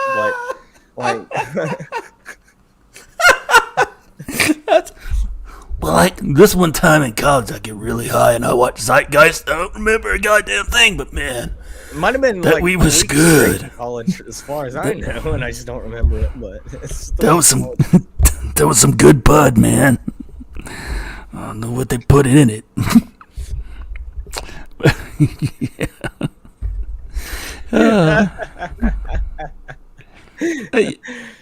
Yeah. LaSwain says aliens driving by and said hit the MF brake stand. There's a tiny horse. I don't know where this comment's going, by the way, but we're gonna read it because I didn't read it before I read it. What we're going to need to shit on the 7th Jupiter moon colony. Get that stealth space soil plowed. That's gibberish to me. If anyone else, do you get what he's saying there? Is it sad that I understand every freaking word? Aliens drive by and said, hit the motherfucking brake stand. There's a tiny horse. What the fuck? We gonna need that shit on the 7th Jupiter moon colony. Get that stout space soul plow, baby. You know. Okay, when you read it like that, I got all of it because I had to hear someone else referencing the little horse. I didn't know what he was talking about. Now I know. Talking about midget horses earlier. Midget horses, baby. Midget horses. Yeah, that's right. That's right. To midgets, it's only mean to horses, and they don't give a shit. Anyways, no. Well, Swing says, have you ever checked out EMF or radiation levels on these mutilations that you've seen in real life? Question to you, Raven. Actually, no, I have not. I don't actually personally have the tech to do that. But I've actually heard that you can actually see the radiation levels and footprints of Sasquatch as well. Weird. Weird is right. I'm like, dude, I had my face all up in that shit.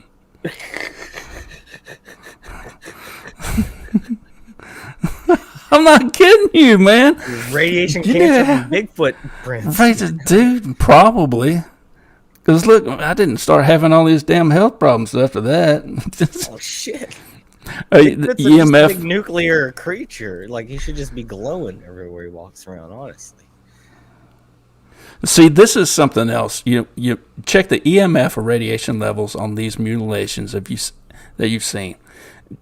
The key thing right there, that little phrase, check the EMF or radiation levels.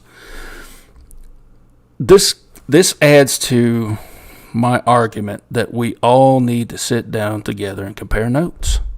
We really freaking do.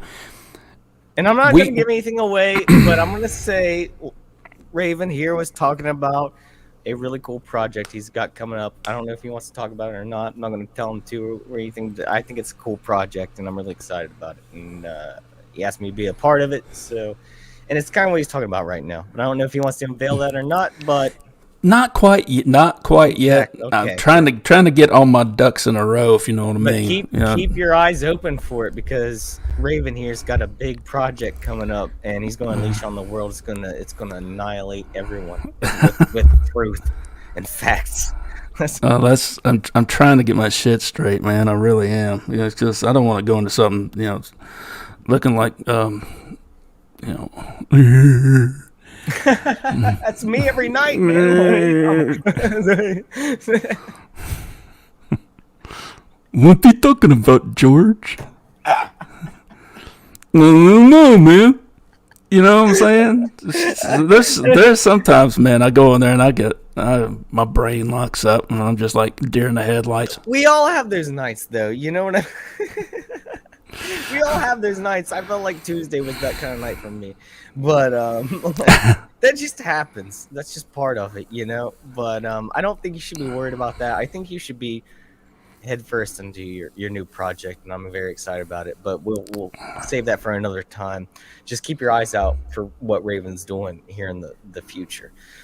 Anyways, you were talking about a conglomeration of people talking about sorts of things. Well, they use EMF detectors out on the field when they're looking for ghosts. They're doing their ghost hunt. Magnetic frequency, by the way. Yes. Yep. And it goes right back to my theory about sound waves and vibrational frequencies and how it all jives. Right down to where they'll actually use EMF detectors when they're out in the field looking for Sasquatch. And they'll use EMF detectors when out there looking at UFO sightings. Geiger counters, EMF detectors. That's so weird, man. Yeah, but I don't want to have nothing to do with that. They're crazy over there, and they're crazy over there. They're running around looking for monkeys. It's like, dude, come on. Y'all sound like a bunch of dumbasses. That's the big point of Hoffcast. Sorry to cut you off, man. No, go ahead. The big point of Hoffcast is to have everyone's ideas and opinions presented, and there's no real. I don't want to judge anyone for their opinions. I want to learn from them and their experiences and the way they feel about things. Because if you shut people off, you're only shutting yourself off to new ideas and learning and growing as a person. And like I was saying earlier, man, you said you didn't want to talk about some stuff. I said, go talk about it, man. This is what I'm here for. This is literally what I'm here for, is to talk about this stuff. And I'm loving it. I'm loving this show so much tonight, man. Sorry to cut you off, dude. I'm just so It's all good. I'm having a good time. It's all good. I'm having such a good time. Let's go ahead, man. There's a lot of people who tune into this for entertainment purposes, you know, and when those people walk away with a little bit of knowledge, I'm like, I've done my job. 100%. Yep. Exactly. And that's why I try to be funny. That's why I'm a jackass and a dumbass on my shows.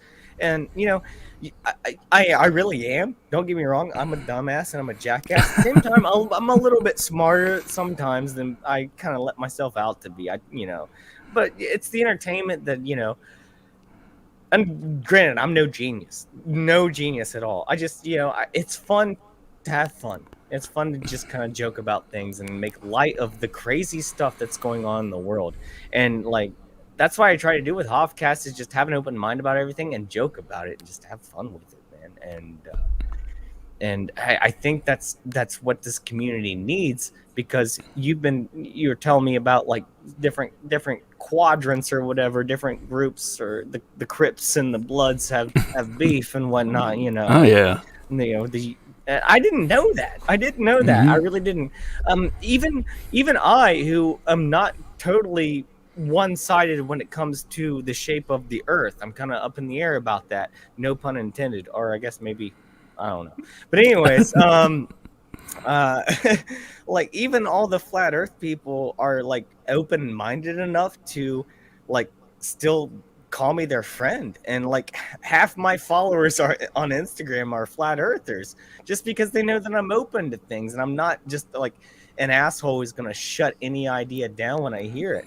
Right. And I think that's the issue, is like people get in their own kind of tribes, their own realms, and they can't kind of, they have problems making up their own decisions, so they just stick with what they know and they don't want to hear anything else. And that's kind of my opinion, and I think that's the worst way to be. I think you should be open-minded, and even if I go off on like political things, if I know someone in real life who doesn't agree with me politically, I'm still friends with them. Yeah. Seriously, like I have a lot of friends who don't agree with me politically, and we're cool with that. We just this is all a false narrative online, especially right. The social media and everything is all just a big dividing point to try to get people to hate each other. Exactly. We don't have to have that. We can all just get along and learn from each other. Sorry, Ray. Go ahead, man. No, I was getting to agree with you. I mean, you can't fault somebody when all they really know and trust is the mainstream news media, when they've been lying to us since the World War. Absolutely. I mean, and especially after a certain somebody made propaganda okay to use in the news media. Yeah, well, there was a certain administration that signed the propaganda bill. Exactly. Just saying. Let me get to the chat real quick, man. We're a little bit behind. Great chat tonight. Wow, love the bosses here at Hoffcast. You guys are awesome. Give a thumbs up to this stream, not for me, but for Raven. But also go to his channel, which is in the description below after the show, and give him a thumbs up on all of his videos and watch all of his videos as well.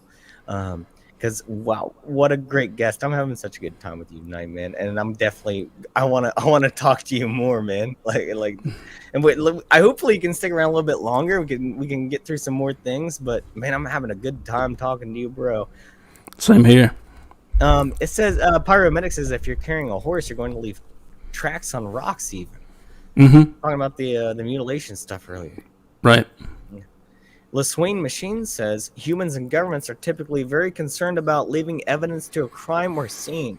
Yep, and the fact they leave stuff behind lends credence to Squatch alien possibility. By the way, I love LaSwain Machine, and I believe that's a picture of Bill Gates with cake, hopefully, on his face. And he looks. I love his pictures. He's hilarious.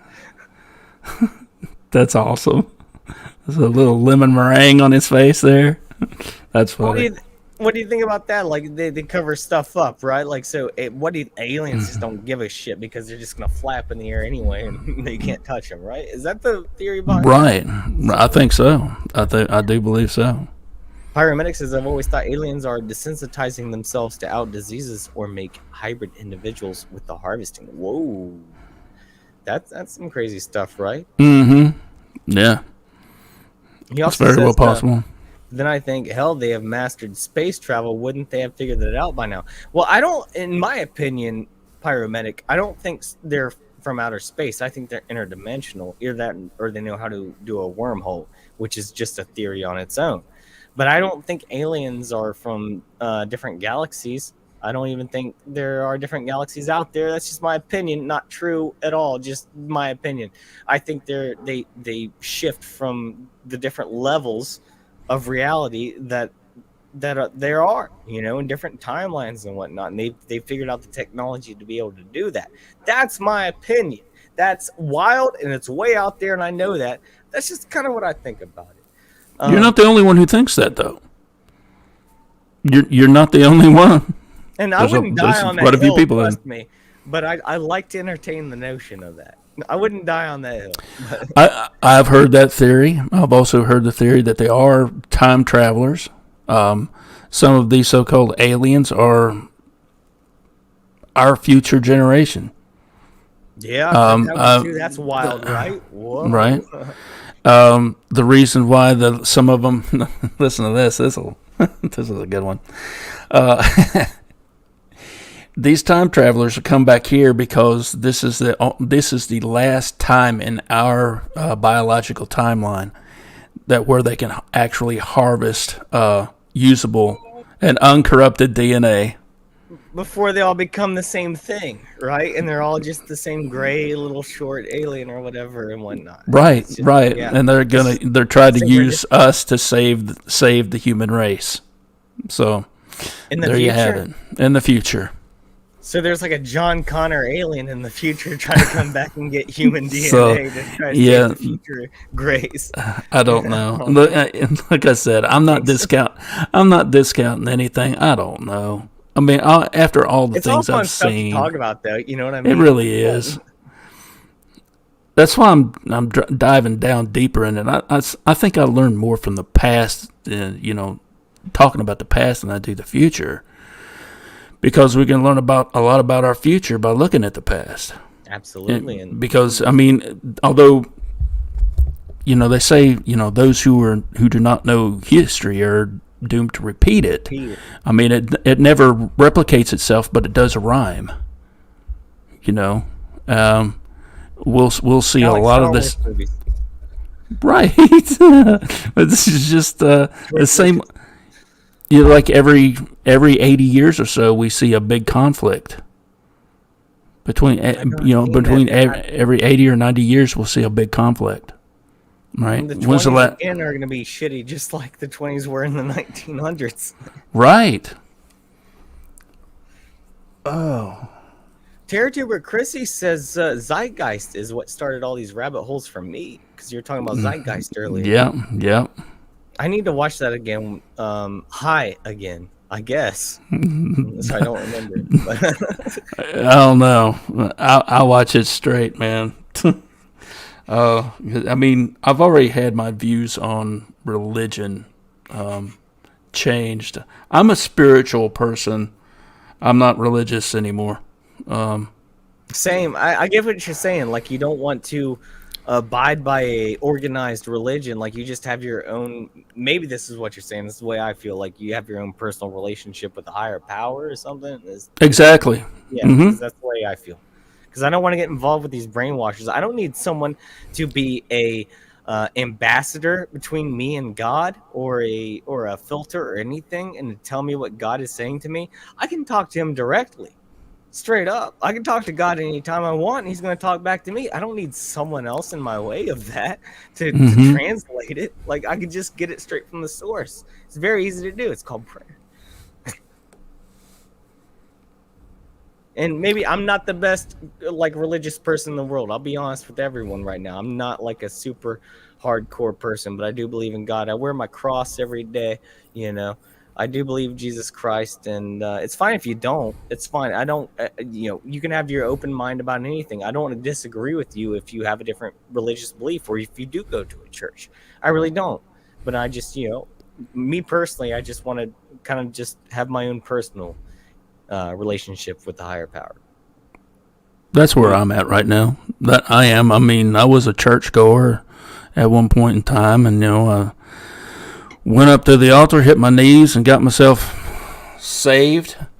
But I did feel something, whether it was me coming clean or what it was. To me right now, I can't know for sure. I'm almost agnostic now, almost to a certain degree, and that's a big shift from where I was at a couple of years ago, because diving down these rabbit holes. I was agnostic a couple years ago. Sorry to interrupt, but it's weird how that flipped. Like I'm straight up all about having a relationship with the higher power now. And I went from being raised in a church to going to college and being indoctrinated into atheism. I didn't believe in God for a long time. Mm-hmm. And then I became agnostic because I was like, I don't know. I really don't know. And then I came around because I don't know, out of nowhere, luckily enough, because, like you said, when I was saved, I got saved on an altar as well. The church at the end of my dead end road in the country.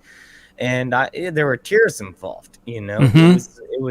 It was a huge experience. And my pastor, led me through it, and it was just an amazing experience. I think that God never let me go ever since then, and I went through my trials and tribulations, but I ended up eventually coming back around.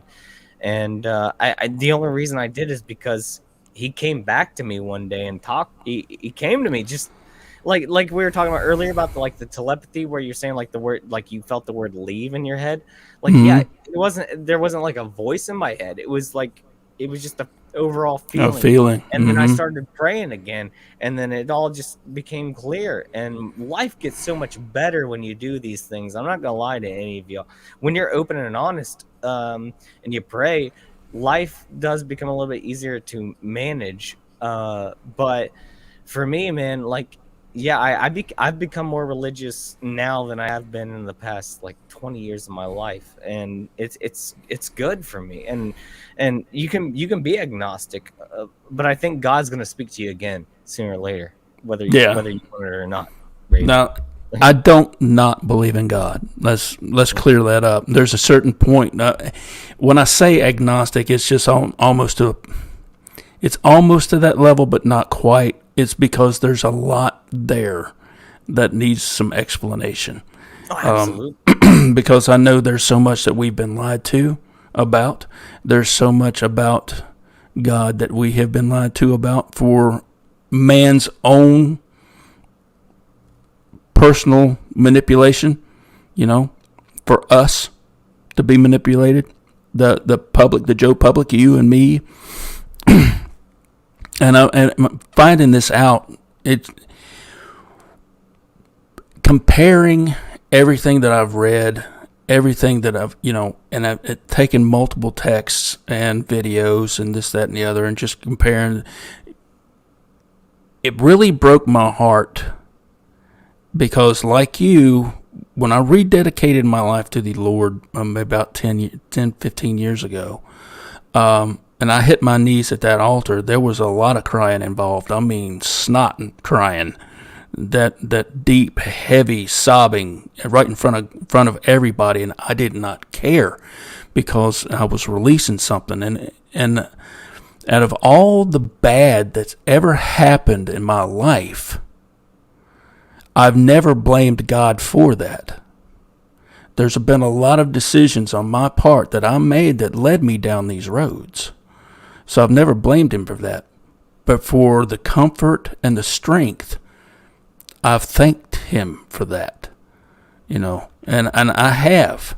But my religious beliefs, I don't know. I'm still searching. I see what you mean. You don't have to belong to a what is it? A Like a sect. denomination or Yeah, sect. denomination or sect. Yeah, you don't have to belong to one of them to be a believer in God and a worshiper. In my opinion, you can get that straight from the Bible or whatever you want to read, and you can pray, and you'll get that. You don't need, in my opinion, maybe I'm doing a disservice to people. And if you go to church, that's great. Hopefully it's a Yeah. good church, because it's kind of hard to find one nowadays, a good one. Right. But in my opinion, you can have a good relationship with the Mm-hmm. higher power, and not have to deal with all the BS of other people trying to tell you how to believe in things, because you can do it personally. And I think that's how it should be. In my opinion, that's how it should be. Because everyone else is trying to get, a lot of these churches, let's be honest, they're trying to get tax-free money, and they'll take advantage, and they'll lie to people about the scripture and everything. And you don't want that filter between you and the higher power. You should just do your own reading of the Bible and everything like that, or whatever you believe in, and pray, or whatever your worshiping is. And I'm trying to be a little bit open right now, because I know not everyone believes in God, and that's fine. I totally get that. But for me personally, my life's been a lot better since praying and whatnot. I don't do it enough, definitely, but I definitely should more, because every time you speak to the Lord, you have that conversation with him. It seems like things start to make a little bit more sense. Even, it's not like magic. It's not like a magic spell where you wave a wand, you pray, and you win $1 million the next day. That's not what I'm talking about. Things just seem to make a little bit more sense when you pray, and the world becomes a little bit more clear. And that's not something you can do on your own, in my opinion. I wouldn't be doing Hoffcast right now if I didn't pray sometimes. So, anyways, sorry for that rant, Raven, my guy. Can I get to a couple comments real quick? There's a lot of comments in here. Do you have some time? Are you pressed for time, bro? I've got a little bit more time left, Emmy. What time is it now? It's 9:45. Okay, I could probably go to about 10:30 or 11. Cool, awesome. I have a little bit of an echo. Do you have some speakers on? How about now? A little bit of an echo? No, it's much better now. Cool. I just wanted to say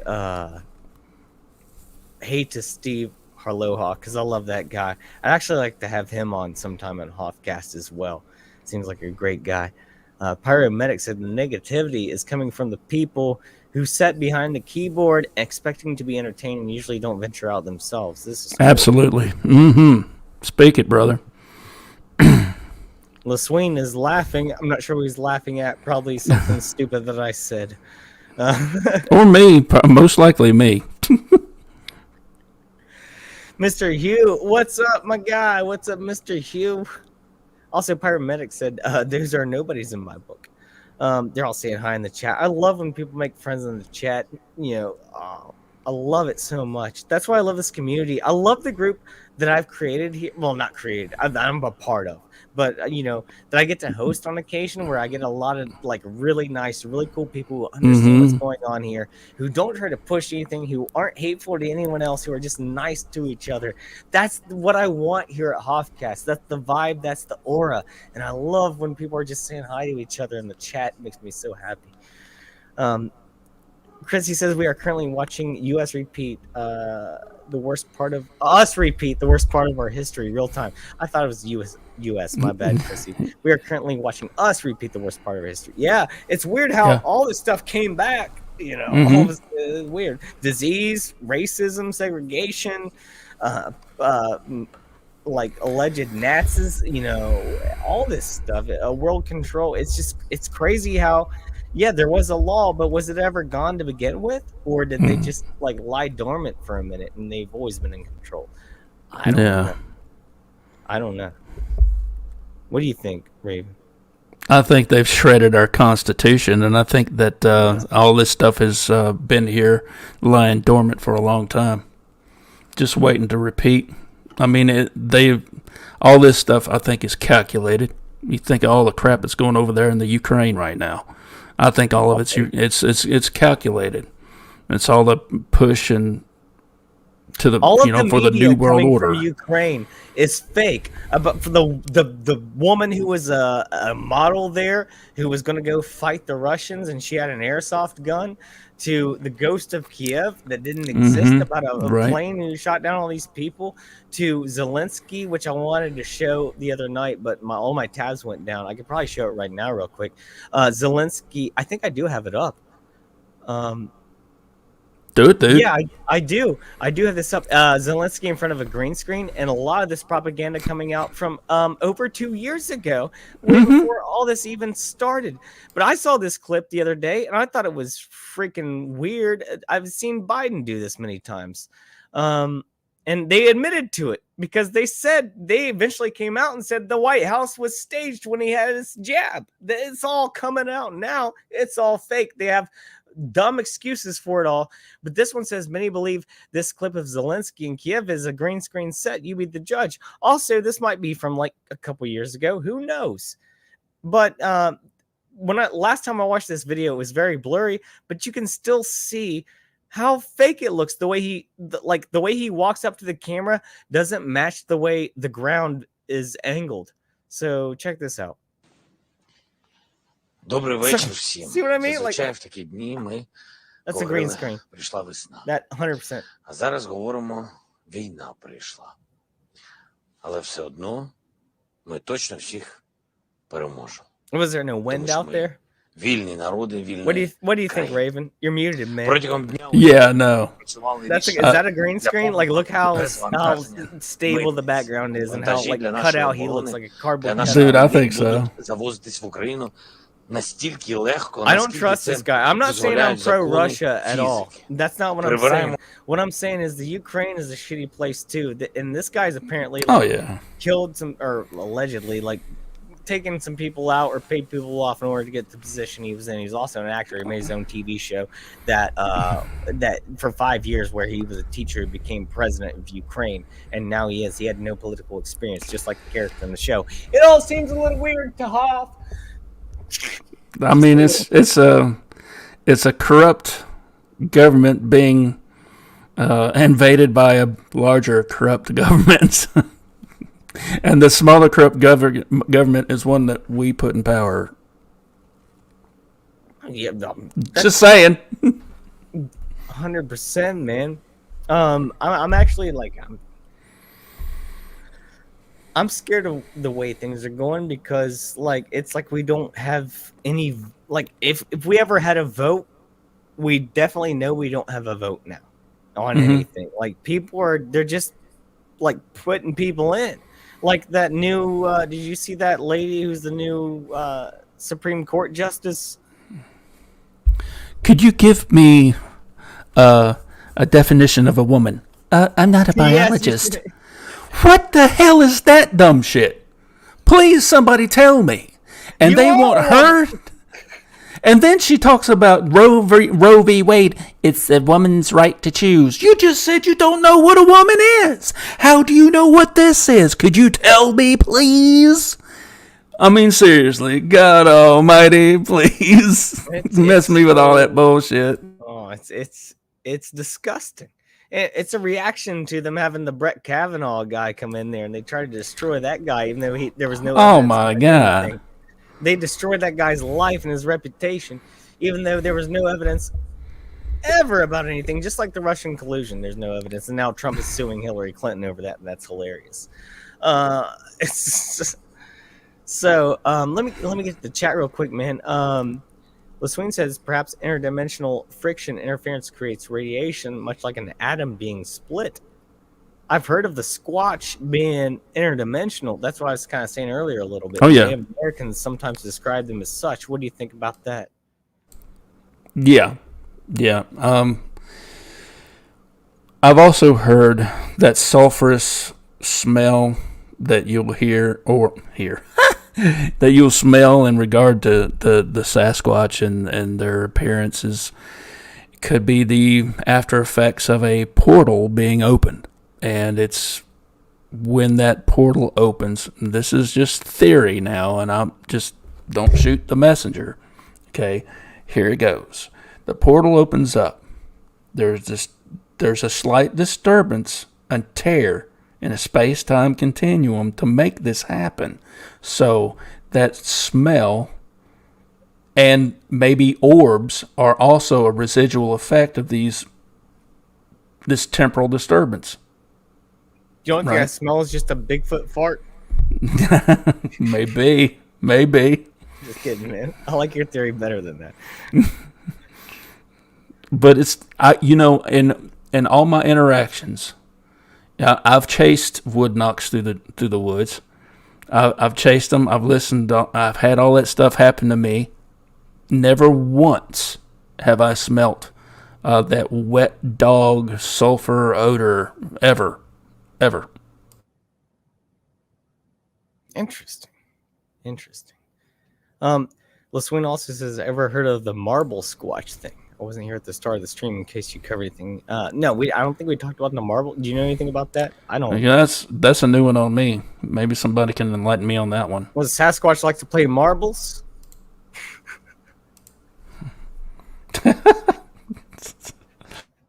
They're old school, Maybe they're still in they don't play video games. Maybe they like to play marbles out there on the rocks. They whittle down their stones, and there's the marbles. I'm trying to make it work.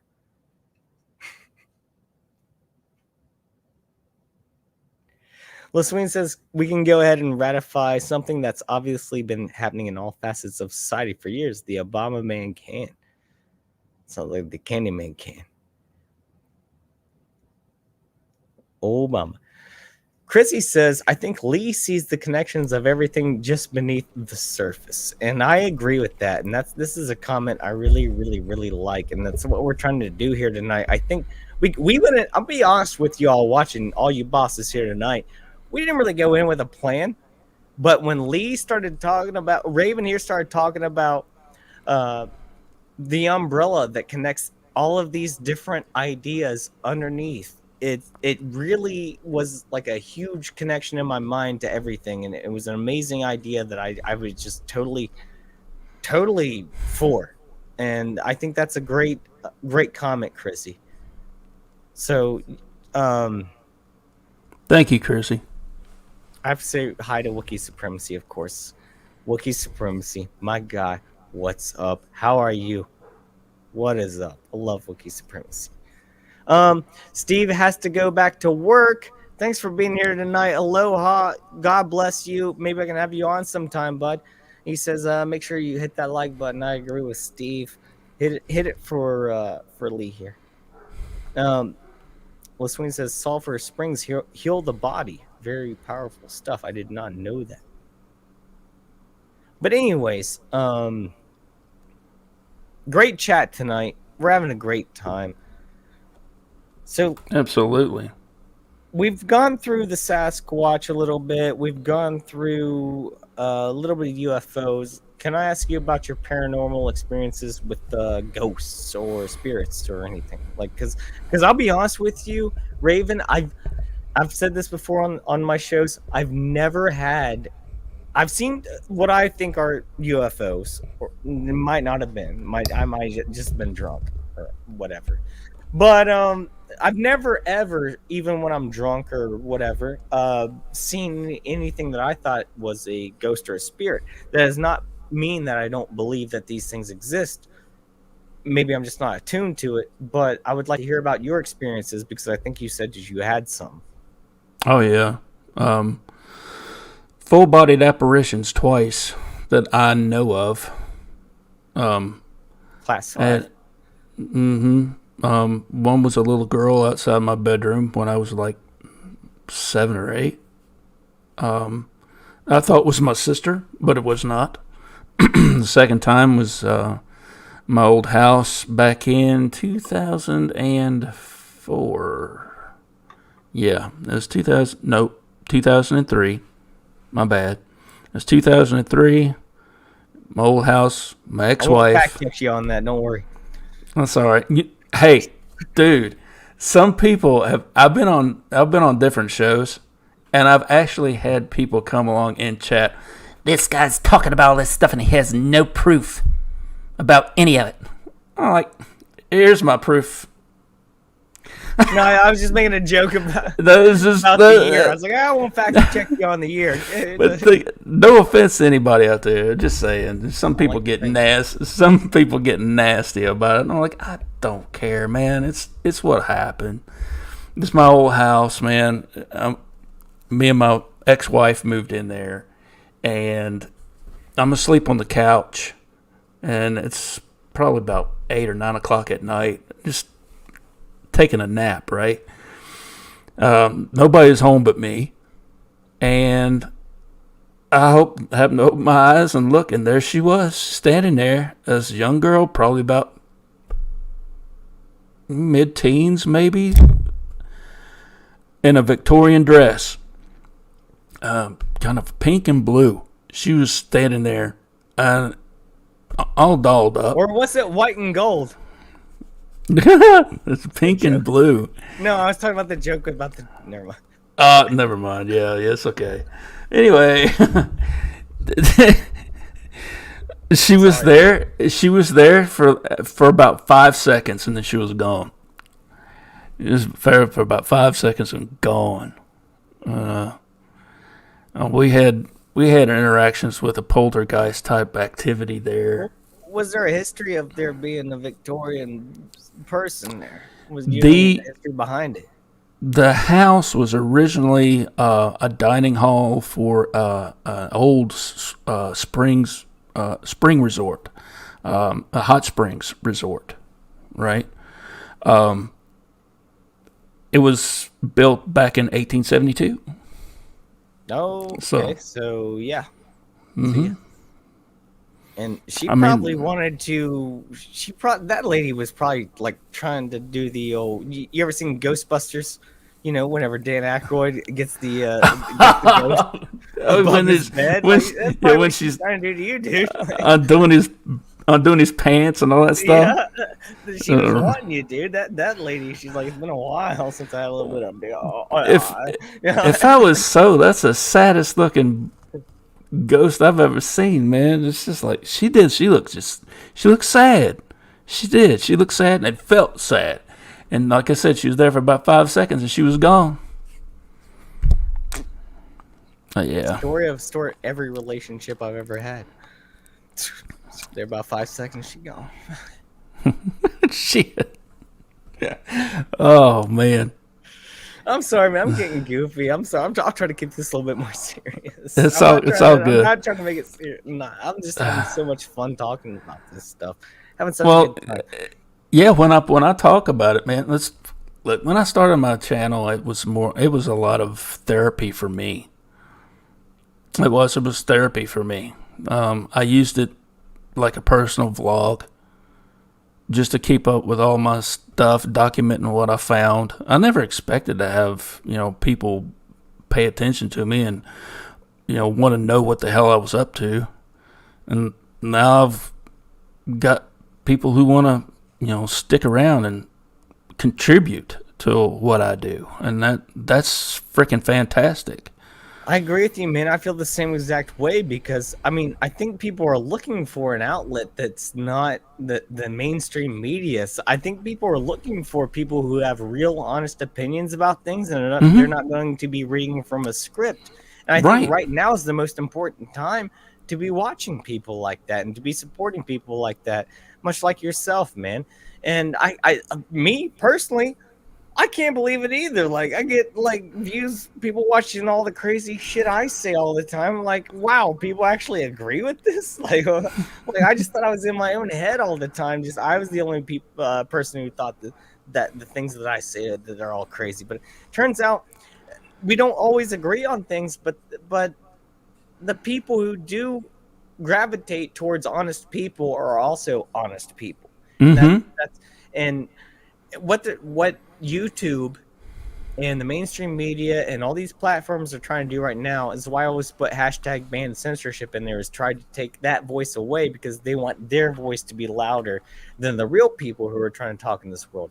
And I don't care if we're wrong or if we're right or if we're crazy as hell, pissed off, whatever. I don't care if you're completely 100% wrong about something. You should not silence anyone on that. You Right. should let open discussion be had. You should be having conversation with people and have an open mind about things. Because if not, like I said earlier, you're doing yourself and everyone else a disservice. You're cutting yourself off from people who might be able to teach you something. You might be able to learn something from people if you just keep a more open mind. That's exactly how I feel about it. John Bendernagel, he was a professor at a university in British Columbia, and he was also a Bigfoot researcher, legitimate Bigfoot researcher, and he was a great man. He really was one of the academics that I actually admired. There's so many other out there who are just in it for themselves, some type of notoriety or spewing misinformation. But John put it like this: you are disingenuous if you do not listen to everything that's told to you, no matter how ridiculous it sounds, no matter how far out there it sounds. Because who are you to judge? If this person has an encounter and this another person 150 to 1,000 miles away who has no relation to this other person has the exact same type of encounter, then you have a coalition. The puzzles pieces will start to fall in place. You've got to hear everything, because if you don't, you're going to miss something. You're going to miss something, and that's how I look at it. I've got to hear it all. Absolutely. I do. And you know, and here's how I look at it. My peeps, the people who show up in chat for me, are some of the same people who are in chat for you. And they're intelligent people. And I trust them to make their own decisions. I'm not, hey, look, this is what I've got. Take from it what you will. And I got that from Steve Isdall. Steve Isdall, I love the way he does things. Like I said before, he reads the emails. He doesn't leave anything out unless somebody asked him to leave something out, like their name. And that's it. And I want to help as many people as I can by delivering some information or letting them tell their story. And a few nights ago, I had someone come on after the show was over with. They didn't want to talk about this thing in front of everybody, but they needed somebody to talk to, and it made them feel better. So that's something I'm gonna reach a hand out, and I've seen where you do that. You have an after show thing where you go backstage and you guys will talk after the show's over with. We'll do it tonight as well for anyone watching. But yes. And I'm going to start doing the same thing, because there are people who want to tell their story who can't feel that they're able to tell their story. That's the only reason I had Fifth 90 on for that show, because he told me about his story backstage, and I said, I have to have you tell your story on my show because it's so amazing, and I'd love to learn more about this. And if you're comfortable with it, I would love to have you on and talk about it. And he was, and it was a great show. I love that. I love that episode. But it's a great thing to do, is to have that kind of, like, when you have people in the chat, and I've been told this before, and maybe I'm just a freaking idiot or something like that, but people are like, I've asked people, like, why don't you do your own show? Like, why don't you do what I do? And they're like, I've had people tell me this numerous times. They're like, I don't know how you do it. I get nervous. I couldn't go online and put myself out there and do that sort of thing. And I'm like, well, you definitely can 100%, and people will watch you. And number two, maybe I'm crazy for doing it, or I don't know. I'm not sure which one is true, but I'm pretty sure anyone can do it if I can do it. That's what I know is true. If I can do it, anyone can do it. Yeah, it's to a certain point. I mean, there are a lot of people who are really scared. I mean, I've talked to a couple people who personally have, careers that are in the public eye, and their word actually has to hold some weight. And unfortunately, the way society is, ignorance, and that's what I chalk it up to. Ignorance holds people back and makes them put other people down because of what has happened to them. So, I mean, I hate that because I experienced some of that, and I happen to be in a unique position to where I don't give a shit no more. I'm in a unique position, and I know this. I'm not expecting everybody to be able to not give a damn about what people think. I mean, that's why you got to go with it, right? That's why I do what I do. I mean, when I first started, dude, I put my name out there. I figured, if this is for transparency, people want to know who I am. And I said this the other night when I was talking to my buddy Buck. I said, I'm doing a live stream twice a week, and I have a college auditorium worth of people paying attention to what I say. And when you put it in that context, that's pretty damn powerful. Yeah, I don't have thousands of people watching at a time, but when you put it in that perspective, when you have a college auditorium, a college classroom. Do you really want a community that you can't really relate to, though? I mean, I would love to grow my community. Don't get me wrong, but at the same time, like, I'm really comfortable with like the really great group of people that I have here. And I'd love to see it grow. I'd love to see it grow, and more people like have the same ideas of openness and sharing ideas and everything like that. But at the same time, like, I think right now I'm kind of comfortable with things because I watch Salty Cracker a lot. I don't know if you do. Like, he gets like 15,000 people watching per stream, and I'm like, I don't know if I could handle that. Like, I really don't know. And a lot of these people, they do agree with them, but just like any bigger streams, you get like some nut jobs in there. You know what I mean? More often than not. Take Tim Pool, for instance. His live streams during the week. Timcast IRL. Not a big. I used to love Tim Pool before he like changed a little bit. He moved out and everything. Something shifted in him. I used to really like him, but now he's getting to the point. I don't know. But that's what I'm saying is, there are a couple of times he's had over 100,000 people watching at a time. That blows my mind. That's hard for me to comprehend. After each live stream, you only see that counter up in the corner of your screen of how many people you've got watching at a time, and it's like, that's not really how many people you have watching you. You'll have people come in, people leave, and they'll pop back in for whatever reason. But it keeps that count. After the show's over with, you'll get the true count. And that's when you're like, holy crap. That's how many people were actually watching me, listening to me talk. Some freaking redneck from Southwest Virginia. Dude, it's amazing. And wait a minute, you're not too far from me, bro. We might have to get together for an actual face-to-face live stream one day, man. Hell You're yeah! not that far from me. I'm in Ohio, Columbus. I grew up right across from Point Pleasant. No kidding. Mm-hmm. Damn. Yeah, right on the Ohio River, man. I grew up on the river. So that's not. Yeah, you're not too far away from me. See, Buck, who was on my show the last week, he's in Kentucky. Chrissy's in Tennessee. My buddy Eric, he goes AK the Purple Hobbit. You've probably seen him in the chat before. He's in North Carolina.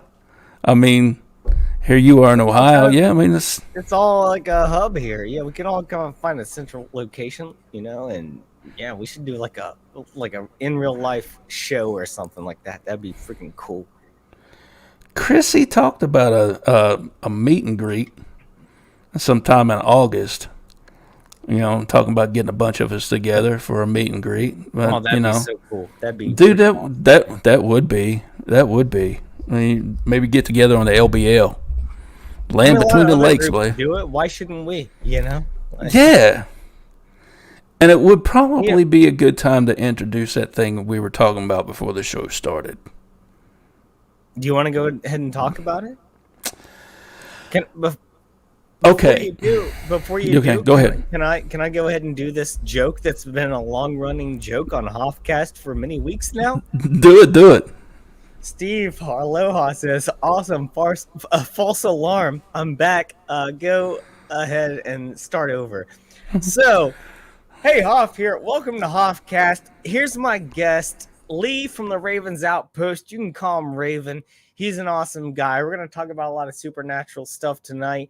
Make sure you subscribe to his channel down in the description below here, and we have so much stuff to talk about tonight. Anyways, go ahead.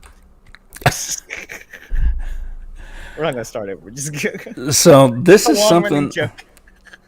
This is something I kind of wanted to keep on the DL for a little bit, but I don't see why the hell not now. I mean, I want to put together a panel of content creators who are like-minded, but who have opinions, where we can learn from one another, and we can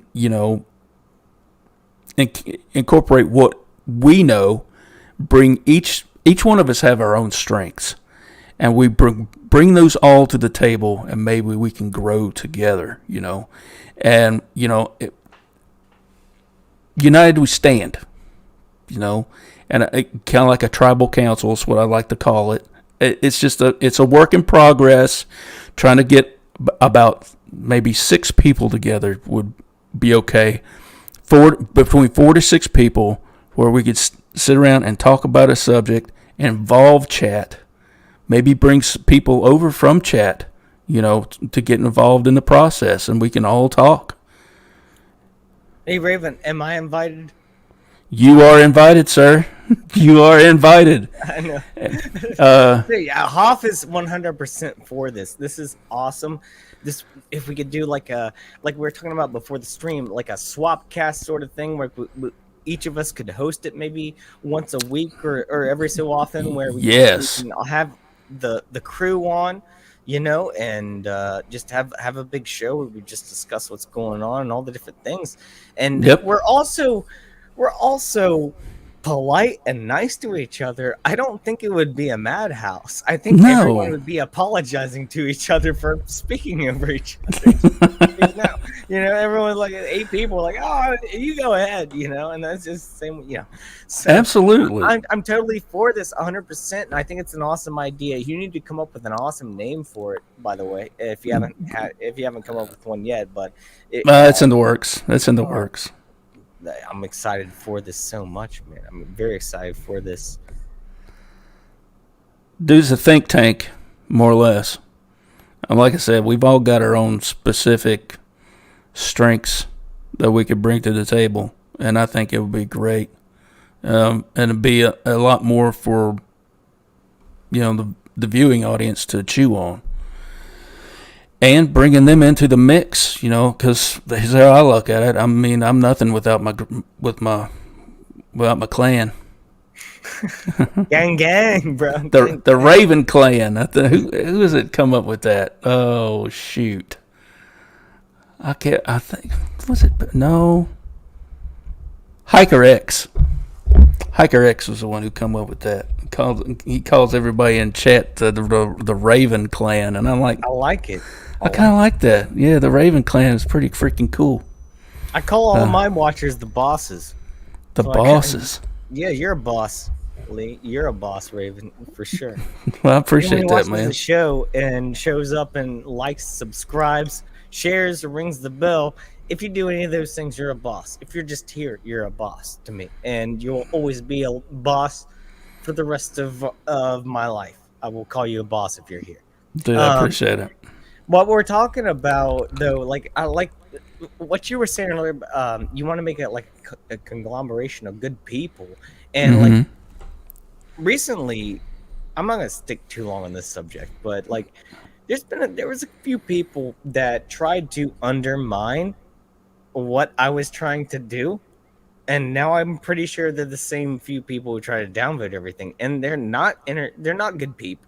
They're not good people. I'm not going to say their names here. I can tell Right. you later. Chrissy knows who I'm talking about, but I just wanted nothing to do with their BS drama. I want to talk about real issues. I don't want to put other people down on. I don't punch down. I've said that a billion times on this show. No. I don't punch down. I'm not here to talk crap about another person's channel.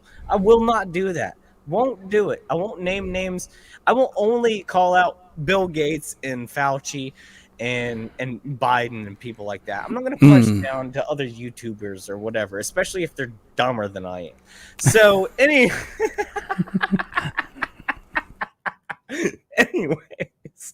hypocritically speaking, I understand like you're going to get some weird people out there that you know, they're going to try to take you down. You got to watch out for these people. But at this point, I really like the people that we got this.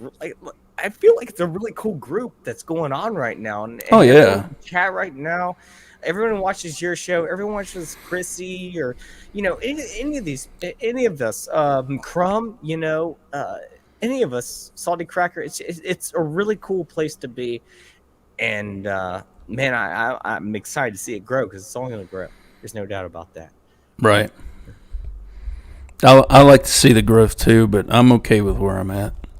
If I don't get any bigger where I'm at right now, I'm okay with that. Same, man. I like the small circle, but I do want the only reason I want growth is not for my channel. It's because I want to see people waking up to things or being more open-minded to other people's ideas. Yeah, that's. You know? I'm not talking about being woke. I'm talking about being awake. There's a difference, you know. Absolutely. You know, the truth will set you free, but first it'll piss you off. And you know, thanks Tony Merkel for that one. Have you ever? Are you familiar with the confessionals? No, at all. It's a podcast, confessionals, hosted by a fine young gentleman named Tony Merkel. He's a great guy, and that's one of his. Tony Merkel. No, maybe Angela Merkel. Never mind. Tony, his thing at the end of each show is, remember, the truth will set you free, but first it'll piss you off. And he's so right, because, you know, once I started learning the truth, that's when I started getting mad, you know, and I wanted to share my findings with everybody. Red pill rage is just a phrase. He also said, I'll punch anyone. I don't give a fuck. I love Wookiee so much. Pyromedic said, I would have sworn Hoff was West Coast for sure. No, not at all. I'm Appalachian, boy. You know, I'm out here in the woods and the mountains and whatnot. Granted, I do live in the city, but I grew up Appalachian boy. You know, I'm country boy. No doubt about that. Yes, is the swing machine. It seems when I hear something interesting about Sasquatch, someone else exposes them. I take what I will from it and leave the rest. That's what you should do about any theory, not just the Sasquatch theory. And that's why you should be open-minded about everything. Mm-hmm. You shouldn't neglect things because you think they're crazy. You should listen to them. And it's fine if you don't take anything from it, but at least you gave yourself the chance to. Right. Yep. Mr. Hugh likes your lights, bro. Thanks. This is usually the way I do my studio at night. Look at Optimus Prime back here. On top of my Pit Boy box, I got a Pit Boy in there. Oh, from Fallout? Fallout 4. Yeah, it was one of the rare ones. Yeah. Yeah, dude, I couldn't afford it. They had one at the GameStop. Big fan of Fallout games. I'm not so much of a fan of the Skyrim, but I love the Fallout, and they're both made by the same company. And Fallout, dude, I played all them games. They're great. Love them. Fallout New Vegas, man. Oh, Jinx. New Vegas. Yeah, it is. I just wish they hadn't have done it the way they did. You know, after the game's over with, it's over with. So, unless you can't go back and like do more quests or whatever. Yeah. Yep. So what they did with Fallout 3, man. You know, after it was done, you could go back and, you know, Brotherhood of Steel. I'm not gonna lie though, I do love closure in a game. I do love closure. Me too. I'm a big fan of closure, but also a big fan of mystery. That's why I talk about all this crap. But anyways, go ahead, man. It's it's funny, dude. Used to going up to see my in-laws. We used to, before we found a new route around it, we used to drive around DC to get up there because we had to go to Maryland, and drive by the Capitol. Boom, there's DC, and every time, dude, I kid you not, and this is how sad my mind is. Every time I get back home, I'd have to pop out and Fallout 3. Oh, that was a good one too, man. Fallout 3 was that's probably my second favorite besides New Vegas, but Fallout 3 was such a good game. Fallout 4 was all right, but I didn't like the text that was involved in it. Let's not get too involved in video games here. Let's get back to good games. I'm glad we agree on that. Yeah, we have some similar tastes in games for sure. Maybe we could do a stream about that on another time. I don't want to talk. I don't play too many games anymore. I don't do the whole media thing so much anymore as I used to. Do you still play video games? I did beat Metroid Dread recently. I had it since it came out, but I put it away for a minute. Do you like Metroid? Oh, I used to love Metroid, man. Used to love Metroid. Phenomenal. I haven't played the new one. Go ahead. I'm playing Dragon's Dogma right now. I don't even know what that is. Oh, dude, it's sword and sorcery fantasy game. I've heard of Elden Ring. That's a big one right now. It's like dude, right now, yeah, Elden Ring is fantastic from what I hear. I need to get on it. I've never beat any other Dark Souls games. I got like a little bit through them, and I was like, I wasn't bad at them, but I just don't have the time in my life to sink like 100 hours into a game. As much as I like to play them a little bit, like I like closure, like I said a little bit ago, and I don't like to put 100 hours into a game to get closure on it. I'd rather it be like Metroid Dread, where it was like a 10-hour, 12-hour game, and I could get through it and put it away like a movie or something. Not like it's the plot. I'm never gonna figure out the ending of this plot unless I look it up on a YouTube. Dude, when I was single, I'd work my shift, come home, and have. It was great because I have a lot of time off. I used to play World of Warcraft. I seen you had some videos of Warcraft on your channel. Yeah. I played it for a month once on a free trial because a lot of my buddies were playing it, and I just found out it turned out to me it seemed like a job that I wasn't getting paid for. Dude, that's why I quit. Yeah, that's why I quit. Like, what am I mining for? What? Like, what the fuck am I doing? Yeah, I mean, it's just you got to show up for this raid and you got to do that, and I'm like, no, dude, I got real world shit I'm working around right now. Most of the games I'm playing right now, I can get up and walk away from and don't have to worry about putting a lot of commitment in it.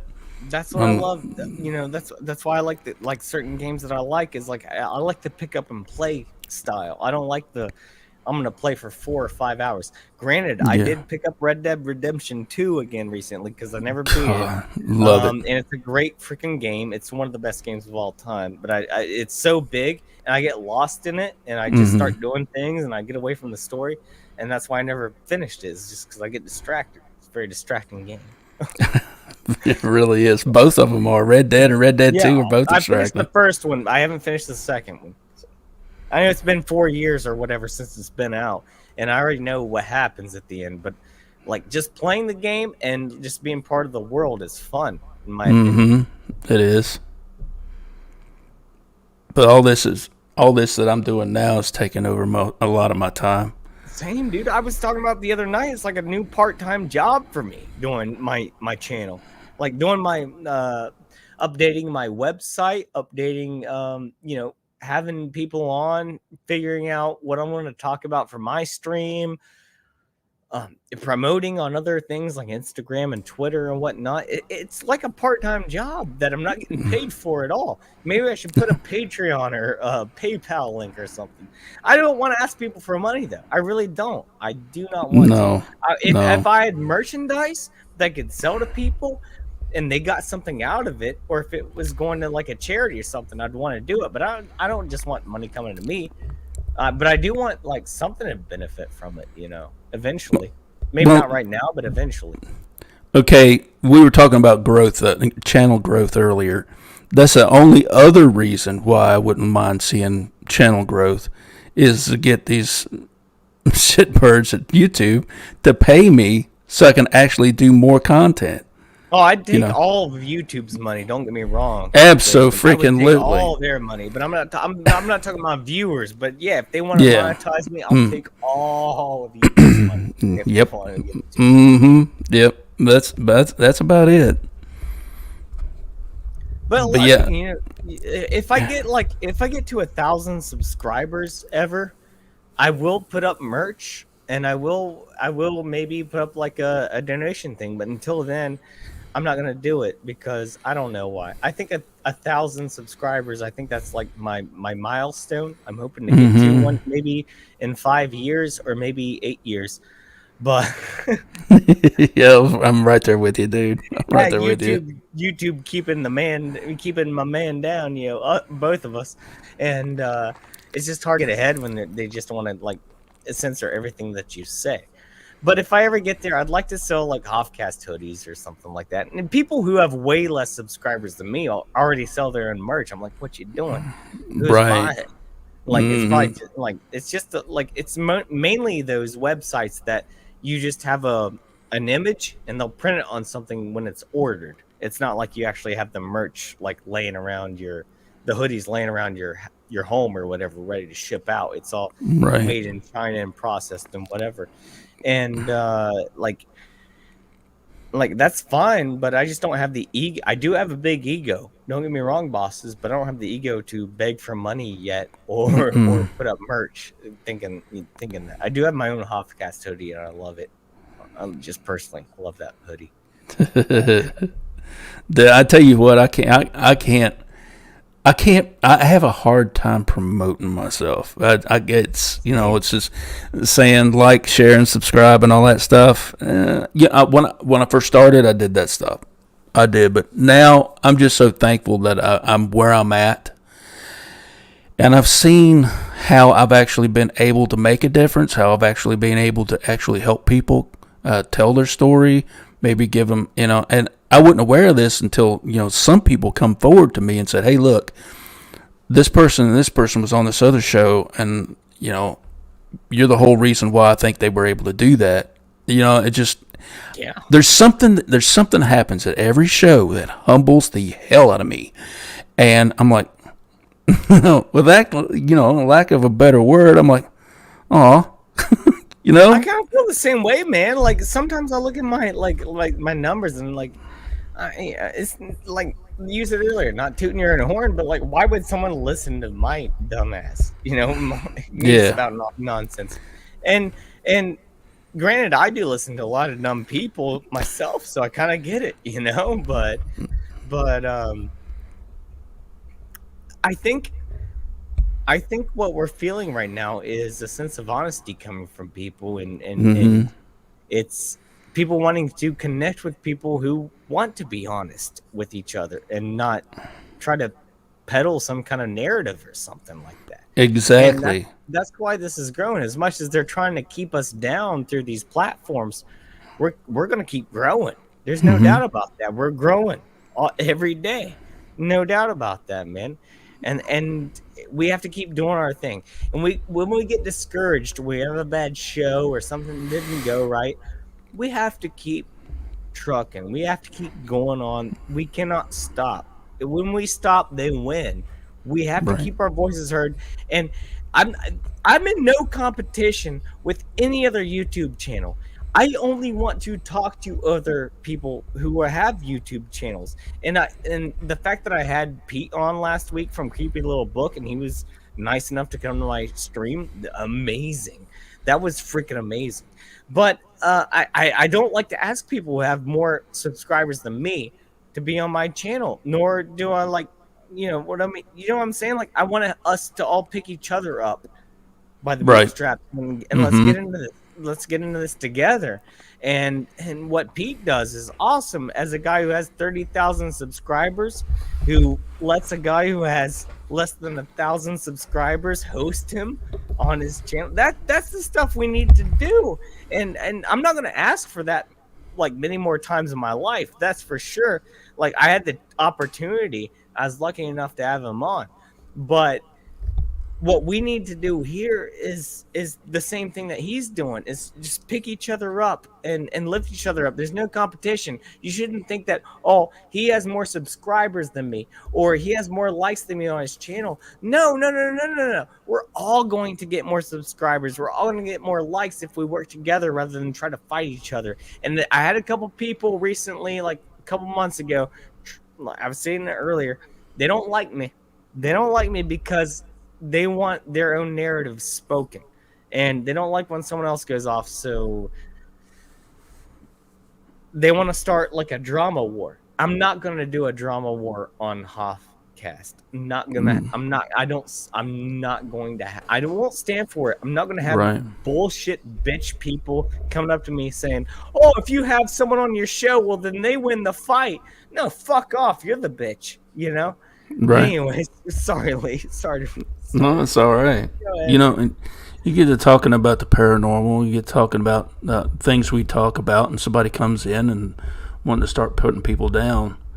I know I trust the Raven Clan enough to where they're conscious of who's in. They're conscious enough to know, to keep it in track of who's there and what they're up to. And I feel that they would shut them down pretty quick. Yep. Real quick, Mr. Hughes says, next time Hoff. Stay safe. I like Hoofcast.com.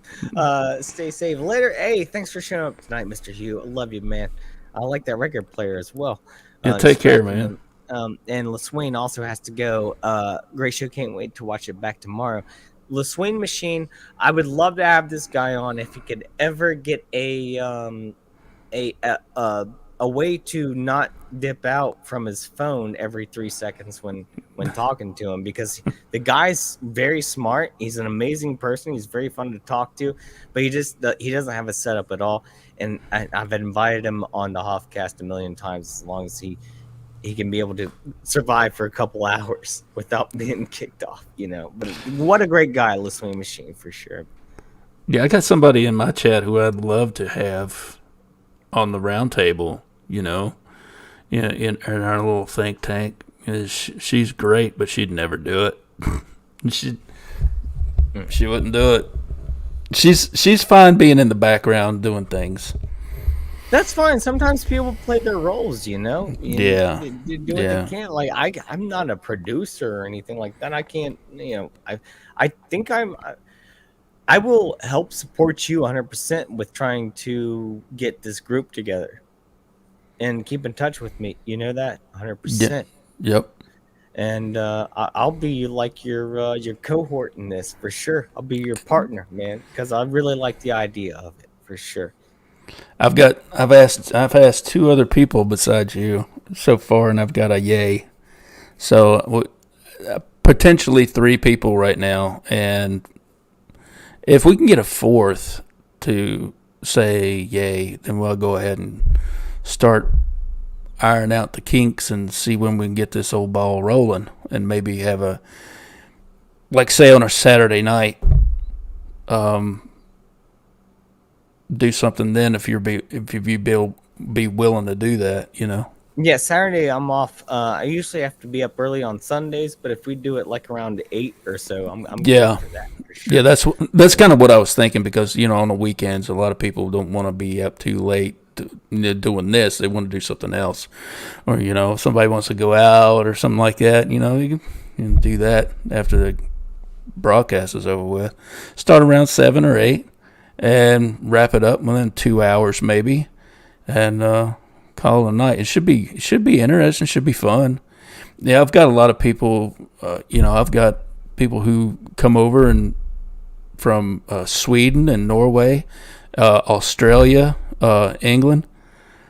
I got one in Japan, and so I'm global, dude. Hell, nationwide or worldwide, not Well, nationwide. I'm worldwide, baby. I put my my podcast, like my audios, up sometimes. I haven't caught up enough to get all my episodes up yet on Anchor, and they're on like iTunes and Spotify. But when I look at my viewers, like 48% are German, because I go by Hoff. Oh, yeah. So all the German people are watching Hoffcast because it's Hoff is a German name. Nice. So I don't even know if they know what I'm saying, but and they think maybe I'll be a German leader one day like Zelensky. He's Ukraine, but I could be an actor who just leads a country has no right. Experience. Big in Japan. You're big in Japan, you know. But it's really cool though. Yeah, I love my peeps. I really do. And I'll let them know, like I said, I'll let them know that they're as much a part of the show as I am. That's why I always get to my chat, you know. And always. Steve says, I'm still here just shopping at Sam's for my Heineken breakfast, lunch, and dinner of champions. Nice. Pyromedic says the Four Horsemen. I think he's talking about the group you're trying to get together. Yeah. Is he calling us the apocalypse? The Four Horsemen of the Apocalypse. So Steve says I have some followers from Scotland. Nice. That's where my people are from. I'm a Scot. I should be wearing a kilt.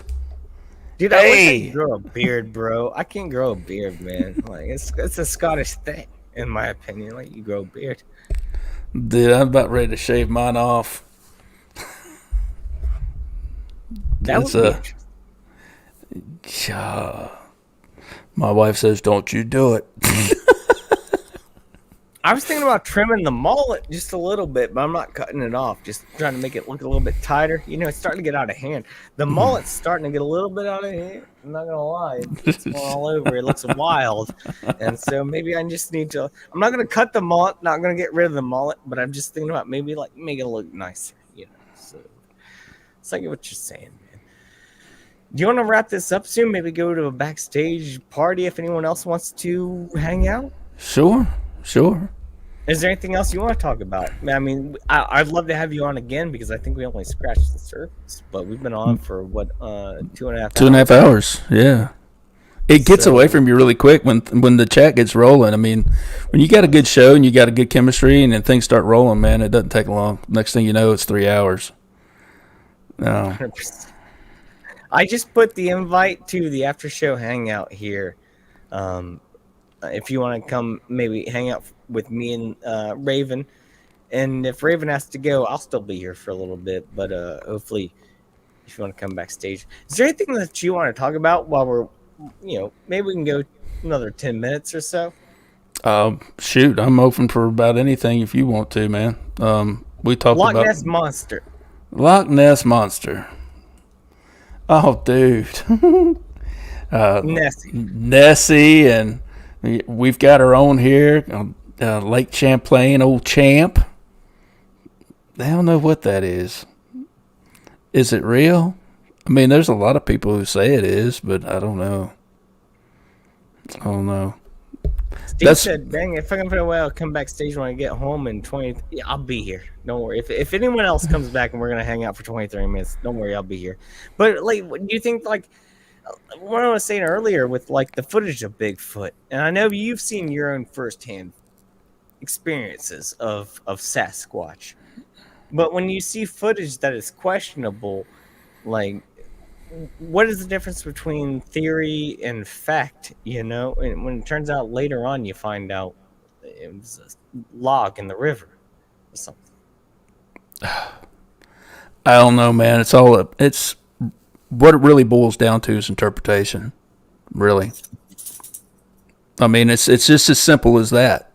I mean, I've seen so many pictures that people say, this is a Sasquatch, look at it. I'm like, Where, and they're like, here, and they'll take the picture down, they'll draw a big circle around it. It was right here. Okay.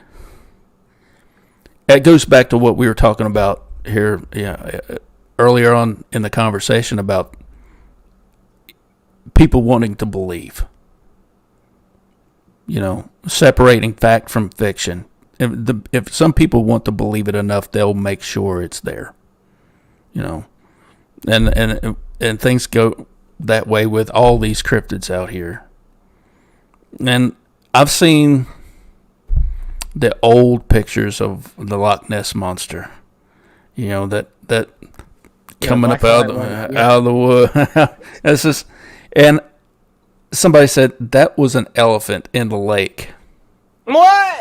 Seriously, dude. So that's its trunk sticking out of the water. Still in that's like. That's a dumb reason. Dude. Okay. I don't know. I'll be honest with you. I don't know enough about that subject to give a real honest, truthful answer about it. I know my limitations, and Nessie is my limitation. So there are boundaries, as we were talking about earlier. So you wouldn't like go, you wouldn't judge someone who's from the Nessie group. No. Yeah. No, I'm not judging nobody.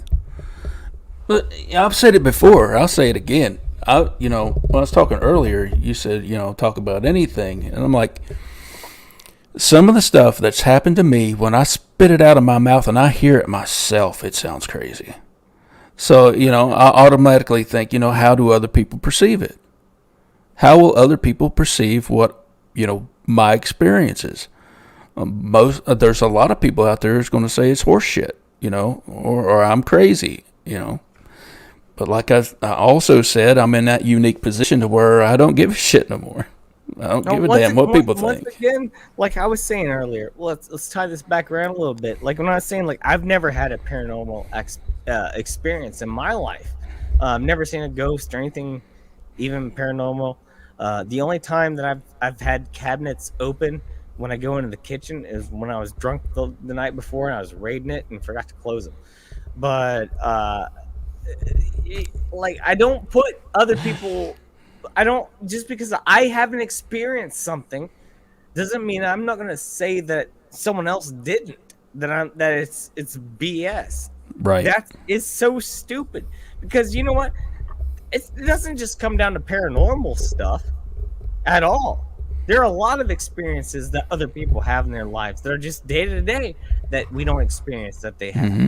You know what I mean? When it comes down to medical problems or relationship problems, or just being really happy and having luck, it can go from either end of the spectrum. But whenever you think that something doesn't exist because you haven't experienced it, that's when you close your mind off to the basically the information that you could learn from something that could give you the truth about who we are, where we are, what we're doing, and where we're going. I've run into so many people with that mindset, and it used to make me mad, but now it just makes me sad for them, because it makes me realize and once again I'll use the word ignorant instead of stupid. There's a difference, But somebody else pointed out to me, willful ignorance is stupidity. So absolutely, yep. When you're not willing to learn, absolutely, mm-hmm. I agree with that 100%. You can't fix stupid, man. You can't. And like I said, there's so many people out here who feel like they can't tell their story, and I totally get it. I feel for them. I really do. And where they feel like they can't go anywhere, they can't tell anybody about this, and it's eating them up, and to the point where some people have PTSD from it, and then it's because it's so traumatic. And there's I've dealt with this type of stuff for a while. I've had my own issues my own mental issues and not being able to deal with the stuff that I've had to deal with. And that's not just paranormal. I've had some really awful shit that I've had to deal with in my life. Really awful shit. And I had to keep it bottled up, and it works on you after a while. And you got to find an outlet. And there's people out here who can't. And that's what I want to do. I want to give people a place where they can feel like they can communicate. And because once you start, like, everyone else starts questioning your what you experienced, when you tell people about that and they question your experience, that makes you feel way less secure about what you saw or whatever you witnessed. And you'll actually start. You question it yourself, and that's what you're trying to do. Is some people Right. anyway, but Right. at the same time, like, people just aren't open-minded enough to be like, I'll never have $1 million. Hoff will never have $1 million. Just because I don't doesn't mean I don't think that people out there are experiencing having $1 million or $1 billion, and they're terrible people, and that's why I don't want $1 million. I'd rather just be a little bit ahead, and doing my life the way I'm doing it. I would never want to be a corrupt person, but we need to be open-minded to these ideas and other people's experiences, because when you see something that's so extraordinary and you tell someone about it, it's hard to do. And when you do that, you open yourself up to criticism, because no one else has seen that. You were the only one. And that's the whole problem with everything, is like, people don't want to be open enough about these things. And I agree with you, what you're trying to do, man. That's a beautiful thing. Beautiful thing. When I'll be honest with you, the only time that I did not have somebody with me when I had an experience is when it had to do with Sasquatch. Seriously. Most every paranormal experience I had up to that point, I've actually had someone there to collaborate my story. Wow. Yeah. Like the time my 3 buddies from the apartment were with me, we're going through a freaking dorm. I mean, it's wintertime, it's winter break. Kids are going home, went home for Christmas, and we're doing dorm checks. We're sitting around in the common area, the little student lounge there in the dorm, and we hear doors closing. We thought it was a buddy of ours who had been with us before, but he let himself in the building. He was coming down to check us out, hang out with us for a little while, because it was cold outside, and there wasn't nobody around. Just screw it. So we hear these doors closing. We thought it was him. And there was a service elevator right outside the lounge. And that sucker started shaking. I'm talking violently shaking. It's like, what the hell? We were the only people in that freaking... we're the only people in there. And it's the 3 of us. And we peek around the corner like a bunch of kids. Grown-ass men. Peek around the corner. My buddy Moosey goes, fuck this, and I'm out. Dude, it's serious. We Scooby-Dooed that shit. It's just peeking around. It's like, what the hell? No. He was out. And my buddy Tackleberry, he was right behind him. I'm like, okay, I'll come on out. You guys ain't curious? Hell no, we ain't curious about that. So, yeah. That was fun. That's funny. Like, so there was a time when I was younger, I was in high school and just got, like, my driver's license. And there was, where I'm from, I told you I grew up on the Ohio River. And in West Virginia, there was the Lakin mental institution that was, like, it's already been torn down, but it was worn down whenever we went there. And this girl I really liked in high school invited me to go there and, like, go ghost hunting there, And it was like a rundown insane asylum. and we go in there, and my I'm gonna be honest with you. Like, if I'd gone in there on my own, I've been scared as hell. But my balls swelled up that day because I was with two girls, and I was like, I'm the man of this party right now. I wasn't scared at all. There was pentagrams and graffiti all over the place. There was a weird doctor, like room with like it's an empty room with like a metal table where they did surgery and stuff. And like any of the steps could have fallen out at any minute. But I was just like, hey, I gotta impress this lady, so paranormal activity is not a factor here. Fear is not a factor, Joe Rogan. The two things in this world make a man do stupid stuff. Yeah. Women and alcohol. Amen. That's my whole life. Oh my Lord. Sounds like a country song. It does, man. Liquor and hoes, liquor and hoes. That's Bubbles from Trailer Park Boys. Oh my God. Oh, the Trailer Park Boys. God, it's been a while since I've seen them. Yeah, I haven't watched the show in a minute, but I always like the old stuff. The new stuff is terrible. Just like all shows, though. You know, they jump the shark just like Happy. Mm-hmm. Yeah.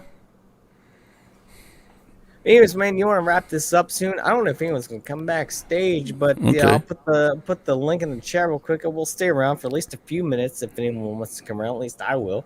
And you're welcome to join us for a little bit. Lee, is there anything else that you wanted to like get into tonight, or? I think we about covered a lot of stuff. But there's a lot of more stuff we could probably talk about. I know, that's what I mean. I'm definitely going to have you on again for sure. There's cool. no doubt about that. Or at least, or we can talk again during your project that you got going on. Oh, hell yeah, yeah, cool. But where can they find you? What do you want to promote? What do you want to say to the crowd? The boss is here to Hoffcast before we head out tonight. Okay, one more time. You can catch me on Instagram. I don't have a lot of stuff up there right now, but I'm going to start posting more stuff. Instagram. I've got my Twitter back up. What's your handle at Twitter? Ravens Outpost. Okay. Yeah, I've got the same there. And just trying to keep it business like, you know. I'm not going to get caught up in all the Twitter wars there. I've been part of that before. I feel like we're kindred spirits. Like we both just kind of like we have the social media, but we only use it to talk to people who we want to talk to, not to spread opinions. That's exactly right. You know, and to fight with people. It's another outlet for people to get in touch with me if they need to, and Instagram, Facebook, you can get me, hit me up on my regular Facebook page or through the Facebook group Ravens Outpost. Facebook group, the Ravens Outpost. Mm-hmm. Search that. Yeah. We do have Real Cosmology backstage. What else do you want to promote, Rafe? Other than my channel, that's about it. The channel, you can find the link to his channel, the Ravens Outpost, Lee, in the description below. And his content is great. He's got a lot of guests on as well. The guy, Lee Raven, is probably like one of the most level-headed guys ever met. Love this guy. Thanks, man. Thank you so much for being on tonight. I really do appreciate it. This is one of the funnest streams I've ever had. And all my streams are very, very fun. But this one, man, like I had a really good time. Just like we didn't have a plan with anything. We just kind of like went with the flow. It was fun with it, you know. And I fly by the seat of my pants all the time, dude. Yeah. Hopefully you bosses were too. So thank you all for watching tonight. If you want to join backstage, we got a couple guests already. Be here for the after show hangout party. Once again, Lee from the Ravens Outpost, thank you so much for being here tonight. I appreciate you, man. I will have you on again, no doubt, and we will go a little bit deeper into some subjects. There's no doubt about that. Anything else, my mate? No, I just want to thank you. I just want to thank you for having me, and thank you everybody in the chat there for being polite and courteous, and putting up with my old bullshit. Love y'all. We make friends here. Love y'all. Hey, Hoff and Raven signing off. Cheers to